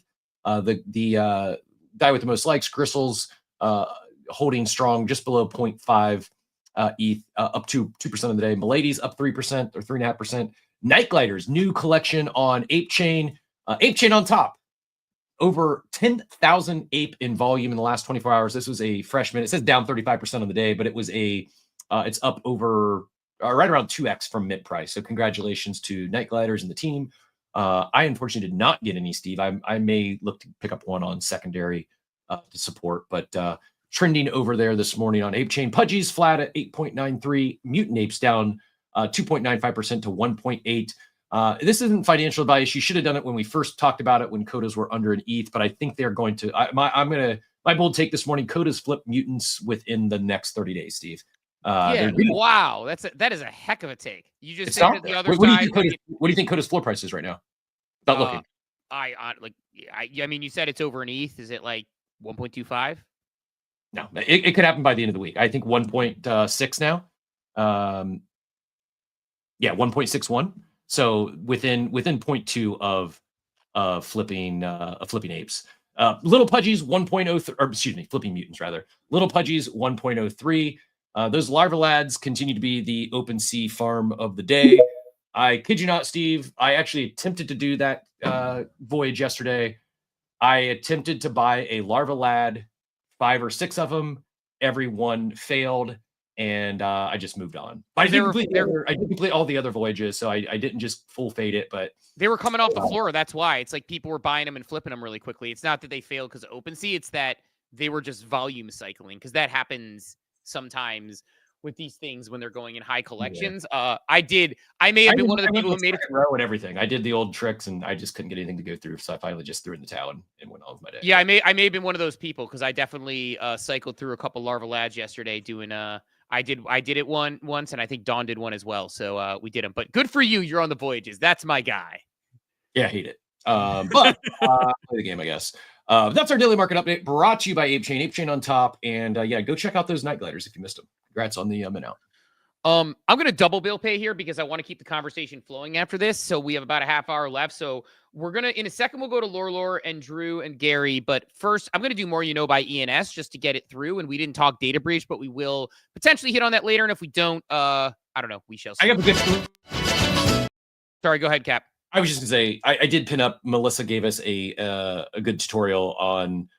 There's a few comments in the chat as far as have I been owned, the site to check if you've been compromised. But yeah, sorry, I wasn't sure about the site. No, I saw the site and I was like, I don't know if I want to click links because I'm so paranoid. It's legit. The more you know, brought to you by ENS.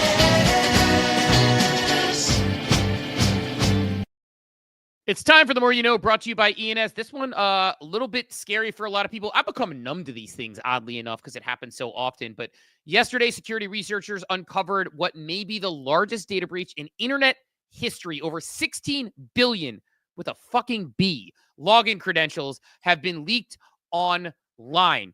These include usernames and passwords from platforms like Apple, Facebook, Google, Instagram, Gmail, Telegram, GitHub, and various VPN services. What makes this data breach especially serious is that much of the data appears to be fresh, not just recycled from old hacks. Experts say it likely came from InfoStealer malware installed on millions of devices. To put this in perspective, Yahoo breach in 2013, which was considered massive, 3 billion accounts. This new leak is more than 5 times that size. So if you haven't already, now's the time to act. Change your passwords, especially if you reuse them. Turn on 2-factor authentication on whatever you can. Everything, and consider using a password manager or passkeys to protect yourself from future threats. This is a major moment in cybersecurity. Take it seriously and make sure your digital accounts are secure. And that was The More You Know, brought to you by ENS. ENS does more than you know, not just anchoring your name across Web3, but anchoring across the internet. It's your identity, simple, memorable, and unmistakably yours. Go to ens.domain to learn more and secure your ENS domain today. I saw we had Drew. I know we have other hands, but keeping in tune with the security comments, maybe we let Drew cut the line here and see if he has anything to add on the data breach. Also, get one of these if you don't have it yet today. Secure your at least your Twitter account with a YubiKey. I don't know, they're 30, 40, $50, and no one can compromise. No one can SIM swap you. No one can access your account unless they have this physical key. You can't log into your Twitter account. It's the Especially ledger. If you're a project or you have a large following, like buy a YubiKey today. Yeah, it's the ledger for your account. Basically, it's something that you basically tap to continue to go on things. It's a pretty good. It's a great security device. But yeah, Drew, do you want to add anything to the security and anything else before we go back around the hands? We'll let you cut the line. Yeah. Something that's actually pretty funny with this that's going around with this data breach is that this is actually like a repurposed article that was published a year ago. Like this data breach is nothing new.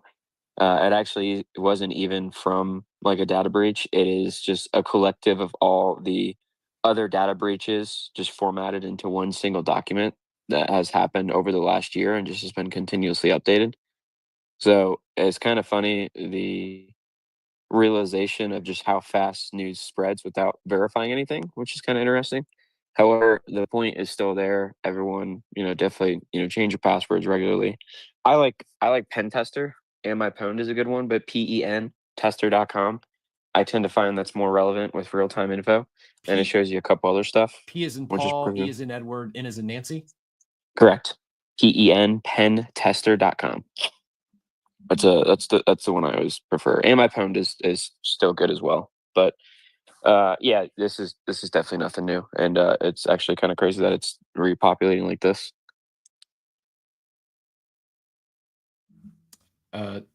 Steve, I don't know. Oh, we did lose Steve. Sorry about that. No, I appreciate you. I was going to ask because I saw someone else saying that you're not. There's nothing to be concerned about. This is not new. Like even though it maybe it's not fresh, still good OPSEC to change your passwords today. Is that accurate? Yeah. I mean, depending on how active you are, and depending if you use like individual passwords or the same password for everything or a password manager. Like if you go to pentester.com and your password's out there, obviously change it. I highly, highly, highly recommend everyone using a password manager. Bitwarden is the one I prefer and recommend. I think it's like $4 a month, but that's a really good one. They've never had any issues. If you're using LastPass, definitely absolutely get rid of that. I mean, they've themselves have had like 8 data breaches in the last like 2 to 3 years. So that's absolutely horrible. Bitwarden, BITWARDEN. Correct. Awesome. Yep. And then just make sure you store that master key like offline the same way you'd store your seed phrase and other stuff offline. Because obviously that's the one going in. And yeah, definitely use a YubiKey for everything. I think for us, the big 3 are obviously Discord, X, and email. You can use a YubiKey for every single platform that supports it. Like, legacy bank apps don't support that kind of stuff. They still rely on text messages, which is just doo-doo. But the majority of all the apps support security keys. So definitely set that up. Note down your backup codes offline because that's your only other way in case you need to replace or lose your YubiKey. And yeah, just set these kind of reminders on your phone. I mean, even for me, I'm a security guy, and I don't remember to change my password every so often or cycle, the master key or do this kind of stuff. Check revoke cache. I mean, we all have a phone. Literally set a weekly, monthly reminder on your phone. Take the 5 minutes to do it, and it's not a big hassle if you continually do it versus doing it once a year like spring cleaning. Yeah, good call, and hopefully no one's impacted by this. But I think it worst case scenario, good reminder to do some spring cleaning and secure your stuff. Get a YubiKey, use some authenticators, and lock your stuff down. I just did my pen tester. It says I have no data breaches, but it says 2 high risk. It's kind of confusing. I actually like the have I been pwned. It's a little bit more like I can see like my personal I'm checking my mom's right now. Oh man, 7 data breaches. My main email, like the one that I used to use for a while, has been pwned quite a bit. But my my email that I use for I have 23 data breaches on my main email. Yay.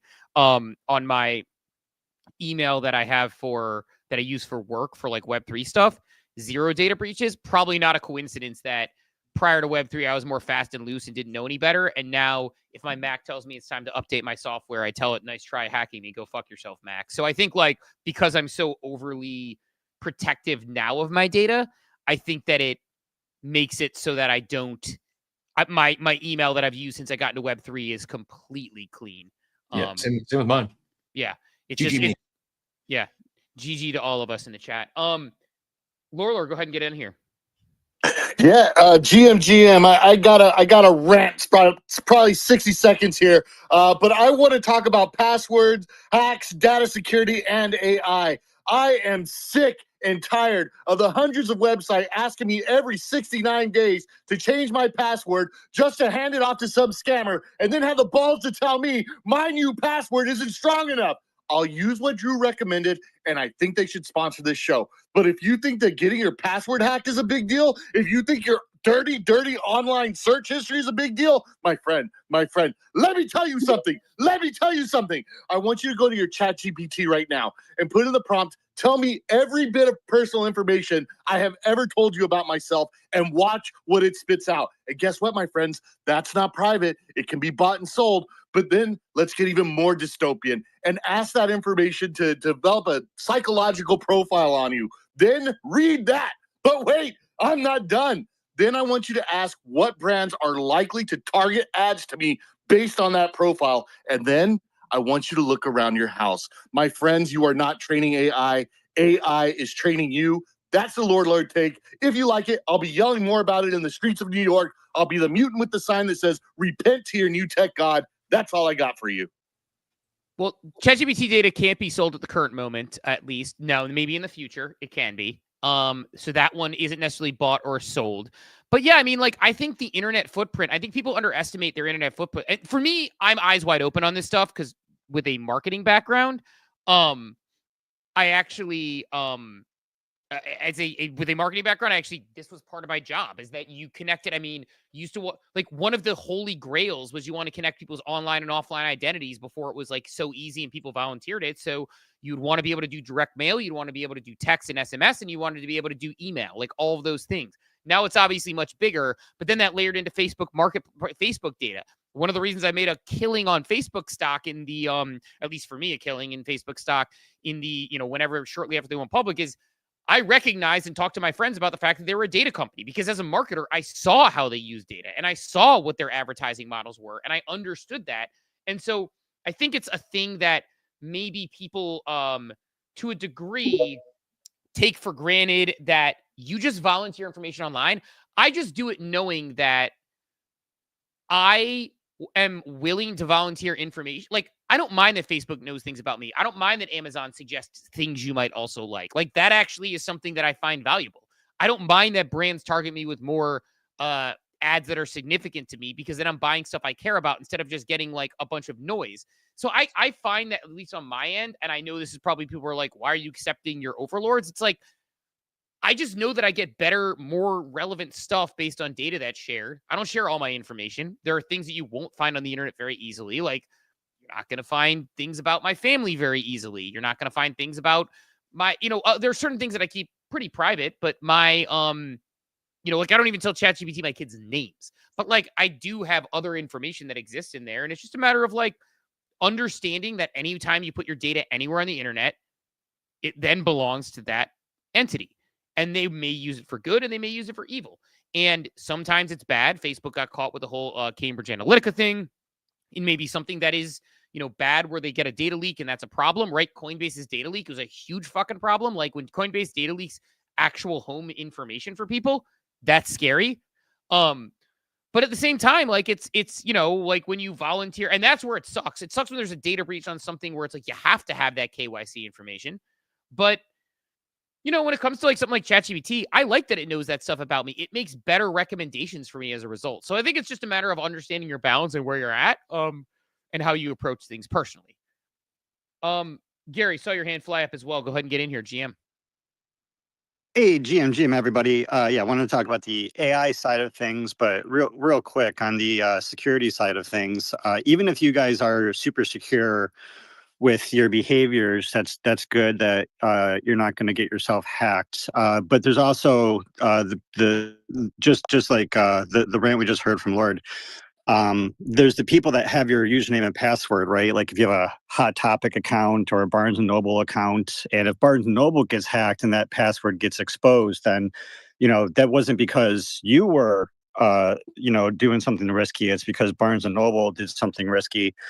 And signing with Ethereum does fix this. Logging in with your crypto wallet does fix this, because when we log in with our crypto wallets, our private key is our password. And we're not sharing our private key with anybody. So when we sign in with our crypto wallet, we own the password. We're not giving it to the website. And so that is a way that Web 2 websites, all Web 2 websites can have more secure authentication, is by giving someone the most unique password possible in the universe, which is a PGP, crypto wallet.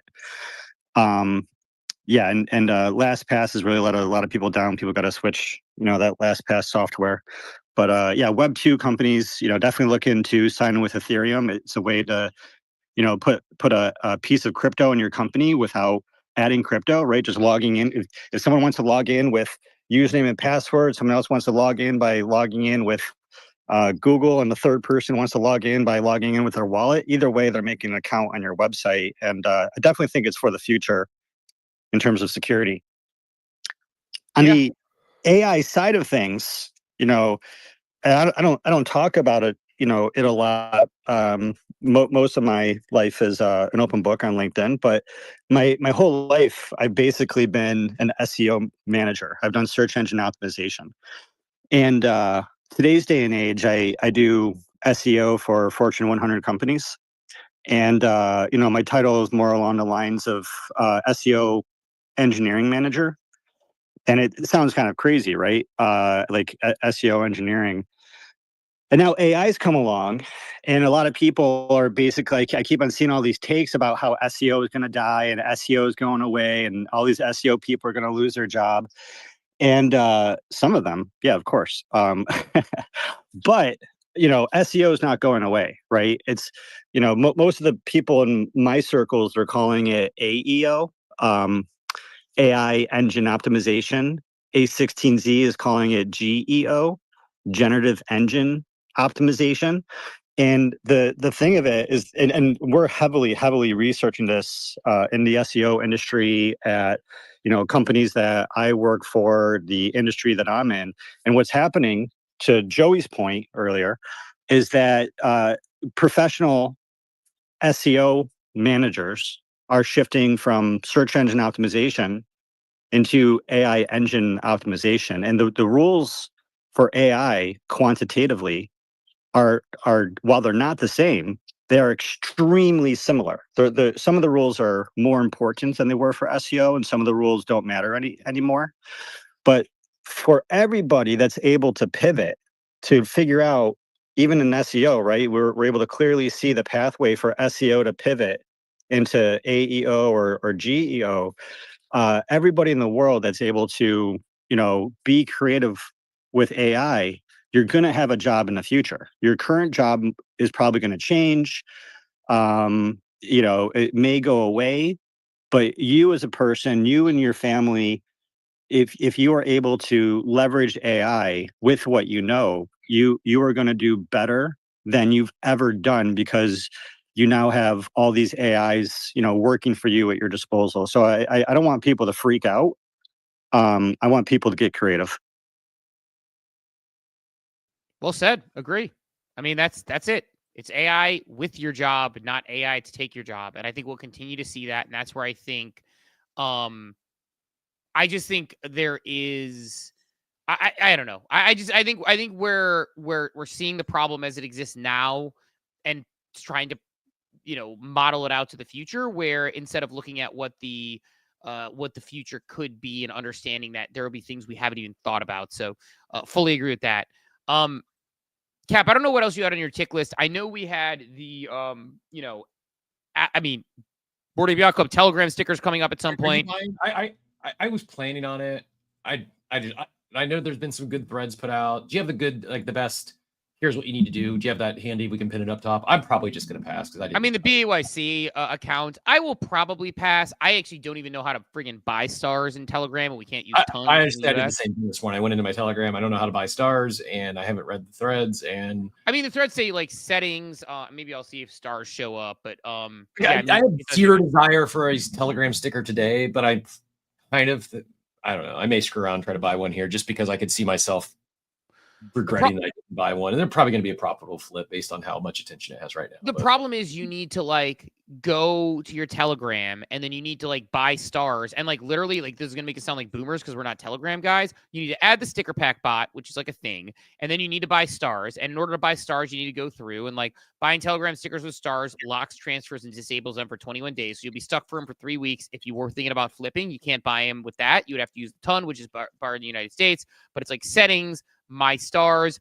I don't even see my stars under settings. So I don't know. Like, I'm probably going to pass just because it's like not my active journey. I'm probably leaving money on the table in 3 weeks potentially, but just not something I'm super like. I think they're interesting. Like, I really did legitimately want the BAYC stickers, but I wanted them to the extent that the second that I actually had to do a little bit of work to figure out the stars thing and it wasn't obvious to me, I gave up. So like, I realize like when something like that happens, when I'm like, hey, it became a little bit more tough and I gave up, then I probably don't want them. So kind of out on I think the stickers. So excited, GG to those who are doing them and getting them. So I don't know, like, go ahead. I'll just say before I pin up the thread, if anyone else is trying to mint these here in a few minutes or purchase these, I guess they are NFT, so minting is appropriate. Well, I did pin up our Caps Clutch Market parlay today. Looking ahead over the weekend, Sunday night is Game 7, right? Is it Sunday night? I thought it was. Yes, it has to be Sunday night. It's always so. So I'll say right now, I'm going to go ahead and we're going to do a big. It'll be a great payout Monday if we hit. I'm going to put in one today for Halliburton to win the MVP and Pacers to win Game 7. Both of those are not favored, so it'll be a really nice 2-game payout. Should we hit? But yeah, that if you're going to be here Monday and you want to win Caps Clutch Market Parlay, they'd be rooting for the Pacers and Halliburton on Sunday night. And then last thing, since it's very fitting, timely, I pinned up a post from Keith Grossman with MoonPay Steve. Said 4 days ago, we challenged our head of social to use the existing publicly available AI tools to create an ad for MoonPay. This morning, we debuted the piece below. We can no longer deny that the world is getting increasingly faster, more efficient, and cheaper. All it took to create this 39-second spot was one person, less than 10 hours of work all in, script AI generation and editing, 2 publicly available AI tools. They use ChatGPT and VO3, and it was less than $250 to produce all in. Whatever your thoughts are of it, these tools will only continue to improve. And as the saying goes, AI will not replace doctors, but it will replace those doctors who do not use AI. Hope you enjoy.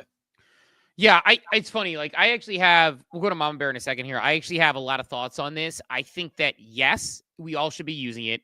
Yes, we should be figuring it out. Yes, we should all be, using these tools and learning them. And I saw Jonah quote tweet it and all those good things. My pushback, or not pushback, but the way I would approach it a little bit differently is I would say, AI slop is real and AI swap is relative. And you may do something that's good enough. And if you're a small business, like Cap and me making imagery for ourselves is great. And it works really well for us. Would a professional house do a better job? Yes, not necessarily worth the money. Having professionals or people who know what they're doing still makes a difference with this sort of stuff. There are ads that have gone mega viral. Like, there was the finals ad that was for some betting site that went mega viral. And everyone's like, what a successful ad. It went viral because it was all AI, not because it was a good ad. And I think that's the nuance that, like, when we get to the point where it's normal and everybody's using all this stuff won't be going viral just because, like, right now, stuff goes viral because it's, can you believe this ad was created with AI? And it's good and it looks awesome. Once we become desensitized to the fact that AI is creating those things, quality is going to matter to break through, just like it does with everything else. So my one sort of hot take is that it's hard to explain without getting, but I just think that, like, what is slop? It's like AI writing. And again, I'm not trying to knock anybody individually. I know some people who use AI regularly in writing, and I see it, and I know it's AI and it's slop, and it's like, I know the difference between that and good writing, and it becomes more and more apparent. It's Jambert asked in the chat, did AI do our market update song? Yeah, AI has done all of our jingles. Now, Steve can tell you, it's not just a one shot most of the time, but it's also like everything's on a spectrum here, right? Like, it works for us because, candidly, without AI, we wouldn't have jingles. Like, it's just not. We're a bootstrap startup. Like, it's not in our budget to go spend thousands of dollars every time we have a sponsor. It would be diluting the revenue we have coming in. So, because of AI, we're able to do that. Now, on the flip side, in that abstract chat, Timberland is going the AI route. Timberland doesn't need AI. He certainly can produce music without AI. It helps him produce music faster, more efficiently. It's another tool, and amateurs like us can use it and save money, as well as experts can use it to improve their craft. Yeah, that's what it is. It's like you like there's it's such a spectrum of use cases. And to your point, like we wouldn't have jingles without AI. We did the first ENS one because we were I was messing around. I'm like, hey, let's throw a jingle in there for funsies and see how it goes. And then it was a hit. So then we did one for, like every, ape, Lost when he comes on to talk about Ape Chain, and it's gotten better and I've gotten better at it. But yeah, I mean, it is a real, and it's still refining, and I'm using free tools, but like, yeah, if I went to like get somebody, if I had like Dan the Lost Boy recorded, it would be better. Period. Point blank. And like, I think those people using AI is going to be better, but like it's a understanding that like the term AI slop is relative, and people will see like it's so funny when someone who uses AI, because it's almost like the artist calls AI slop. The AI artist calls the art person who's using it casually slop. The person who's using it casually calls their friend who's using it, who isn't as versed on them, slop. So it's relative, but like, I'm probably not going to rain on anybody's parade, but when I see the MoonPay ad and everyone's like, oh my God, like this is great. Or like I said, the classic example is the game. Like, again, if you've seen it, you've definitely seen it if you've been paying attention to the timeline, the gambling ad that used the NBA finals that had people around the world being like, yeah, go Thunder. Oh my God, Indiana win. It's not a good ad. It's good because it's AI. And people are like, and the virility of it is chasing a trend. It's not based on. One of the other things, though, and Mamba, I really appreciate your patience. We'll let Steve take it to you right as soon as I get done handing it back to him. The other thing, I think, like, if you've seen, like, there's a dentist, I think, in California that is doing Bigfoot vlogs in creating stories. He's basically using AI to entertain and is getting probably more impressions than it ever has in its career before running a dental practice. I think that sort of stuff is going to be, we're going to see more and more. We talk about how all businesses should be in the content business today. Some are going to just talk about what they do. Others, I think we're going to see more and more of this, where a dentist, a Bigfoot vlog, they're not related at all, but they are, right? Like, that's just, I don't know if I'm landing what I'm trying to get across here, but I think we're going to see an explosion of that sort of content where, Joe the barber, who has never created a video before in his life, is going to start some new vlog series about Star Troopers, and it's going to boom his barbershop, because that's just how things work today. Like passion chasing could be a lead gen for them. Yep. It's like, and I think what you're getting at, which I think is like the insight on AI. We talked about the boom in creativity. I think you're effectively saying it in a different way, and it could affect other areas of business. But the point being, passion chasing can be real because it can be shortcut in that way, where it's like somebody who maybe wasn't a great writer can get better writing for a vlog, who is very deep on something. And the delta of the skill set there is like, I may not be super deep into oceanography. Somebody might be really into oceanography, but they're bad on camera, they're not photogenic, and they aren't a good writer. But through AI, they can take their oceanography information and they can create videos with an AI influencer. They can write a vlog about it, and they can dig deeper and be a better writer. Those things can be converged, and then it can affect their other areas of life. Or if it doesn't affect their other areas of life, it at least gives them the opportunity to chase their passion a little deeper. And I think very much similarly for everybody here, like for us, there is a opportunity to chase a passion much, much deeper than we would before. Mama Bear, go ahead and get in here. GM. GM, guys. So the first, I have to go real fast. And the point was relating to security. When the security guy walks in the room and he gives, a real quick debrief about security, he's always super mundane, super quiet.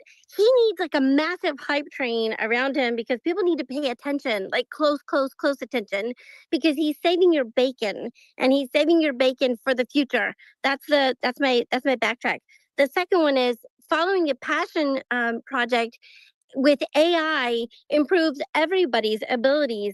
The only thing that we have to focus on is our critical thinking and our deductive reasoning skills. Without those, it doesn't matter how great of a product you can create, right? If it makes no sense and it's pure hogwash, just putting it out there is not, there are people who will die because of the hogwash that they're watching.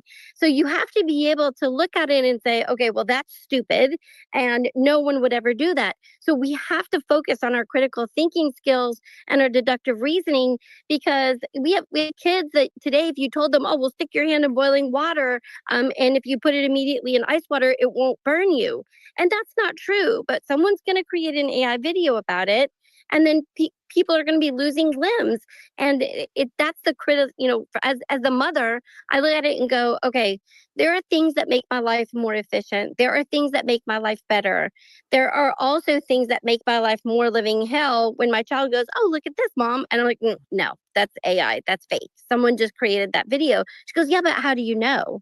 I'm like, because I've lived life and I've been to that part of the world. And I know that that structure doesn't exist outside of, the Eiffel Tower. I know that that the Leaning Tower of Pisa is not in the, foreground of the Eiffel Tower. That doesn't actually happen.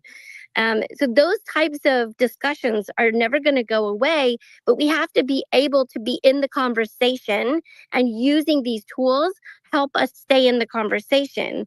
And my husband is an executive administrator. He's getting ready to retire. I mentioned, losing track of my seed phrases, total vulnerable moment, right?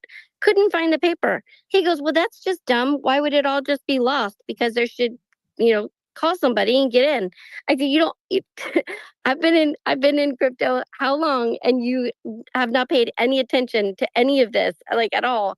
So there's a whole subset of people who don't know anything about their passphrases and seed, any of their passwords. And if they knew how it would benefit them going forward in their day-to-day life in the technology, right? Being able to use it as a password to get into a system, to recover a system, and to keep their work information separate and safe, then I think they would say, okay, yeah, create a wallet for me. And they would gravitate to what we're doing and what we're all talking about way more than what they're doing now, because they're like, well, it's for scammers. I'm like, okay, whatever. We're still running across this bias, this anti-bias. Not only is it an anti-AI bias, it's an anti-crypto bias. So I feel like they all run together. And I think the pivot is going to, like you said, it will be huge. It will be huge and it will be rapid. But there will also be this massive element of distrust. And I don't know that AI is going to be able to help us to get over that. But these are all tools that we should be discussing and that we should be talking to our aunts, uncles, mothers, fathers, grandparents about, because I don't want anybody to get left behind. That's totally why I'm here. I mean, it's a sister conversation of the fact of, like, no, Aunt Phyllis, that thing you shared on Facebook isn't real. The skies did not open up, on this day and have, like, the rains thunder down when somebody screamed to the heavens about insert religion, right? It's like, this is the sister conversation of that fake thing. And yeah, I think it's very real. But I actually think it's going to create more discerning children, which is good. I mean, obviously common sense is, something that we need to make sure we're continuing to train, but it's like, it's interesting because, my parents and their generation, and again, it's not necessarily an ageist thing, not everybody's like this, but my parents personally went from, don't trust everything you read in the papers, and, be careful when you're, be vigilant with strangers, to a stranger posts something online from, like, I'm like, Mom, I don't think that the page I Love Pancakes should be sharing a political take that is incorrect that you should be sharing on Facebook, right? I mean, there's just, it's like I don't think that take about, like, I don't think that they're lizard people, Mom. And, like, I don't know. My mom doesn't do that stuff. It's just a funny example, but you get the point. It's like, and I think AI makes it worse. It's going to make it infinitely worse because people are going to believe what they're seeing. But I think for kids and people in our age bracket, it's going to be better. Steve, I know we got great takes. Appreciate you sharing, Mama Bear. And I see Gary, you got a hand up. Steve, maybe Gary, you got like 20, 30 seconds. The Board Ape Yacht Club account, they moved up their space today to 10 o'clock. It's live now. Oh yeah, we got to jump here in a second. Yeah. And I think that I could be wrong. Maybe there's nothing. I'm anticipating some announcement this morning. I would like to tune in. Maybe it's just the Telegram stickers and they're just going to pump that a little bit. But my spidey senses are telling me something's coming soon. Other side's coming in a couple of weeks. As I mentioned earlier, quotas have been flying. And yeah, I'd like to jump into that space. So I pinned it up top if you want to jump in to the Board API Club space, the official account, it's linked up top. But yeah, Gary, go ahead and get back in here for a quick one, and then Steve will send us off into the weekend. Yeah, thanks, guys. I'm going to jump in there too. The last thing I want to say in the last 20 seconds here is that if we break it down real simple, and the two types of people that use the current iteration now that children are born into the internet, even children, there's people and children that believe everything that they read on the internet, and there's people and children who have discernment and use the internet as a partnership who actually do research. And with the AI, there's people that just copy and paste, believe whatever the AI says. And then there's people where they work with the AI in a partnership to create an article, and a human will edit the article, and a human will do some of the work, and a human will work in partnership with the AI. The critical thinkers who are working in partnership with the AI and aren't, just loaning off their brain faculties to the AI completely, those are going to be the winners in the space. So be someone that has a partnership with AI and continue to do the work, continue to do the editing, continue to be the final check in your system as you use the AI so that you become irreplaceable. Thanks, everybody. Right on. That's it. Use AI, get to know it. I think that's the lesson in the morning. But yeah, that's it, Cap. Let's 7 her off another day. Big congrats to the Smoking Jay. Smoking Jay was our winner for the Caps Clutch Market Parlay today. It pays out. I just tagged you, but DM me your address and I'll get that over to you. Congrats. Yeah, definitely. Congrats on that. And then we're gonna hit when the Pacers win and Halliburton wins the MVP on on Sunday. Let's effing go. Actually, Monday, maybe by the time he's holding the MVP trophy. But thanks everyone who came through this morning. We will talk to everybody bright and early Monday morning at 8 a.m. Eastern time. Have a wonderful, wonderful day, everybody. Thanks for tuning into Coffee with Captain, powered by ApeCoin. We hope you enjoyed the show, and remember, nothing we discussed today is financial advice. Until next time, keep exploring, stay curious, and we'll see you soon. Have a great day. Welcome to the future.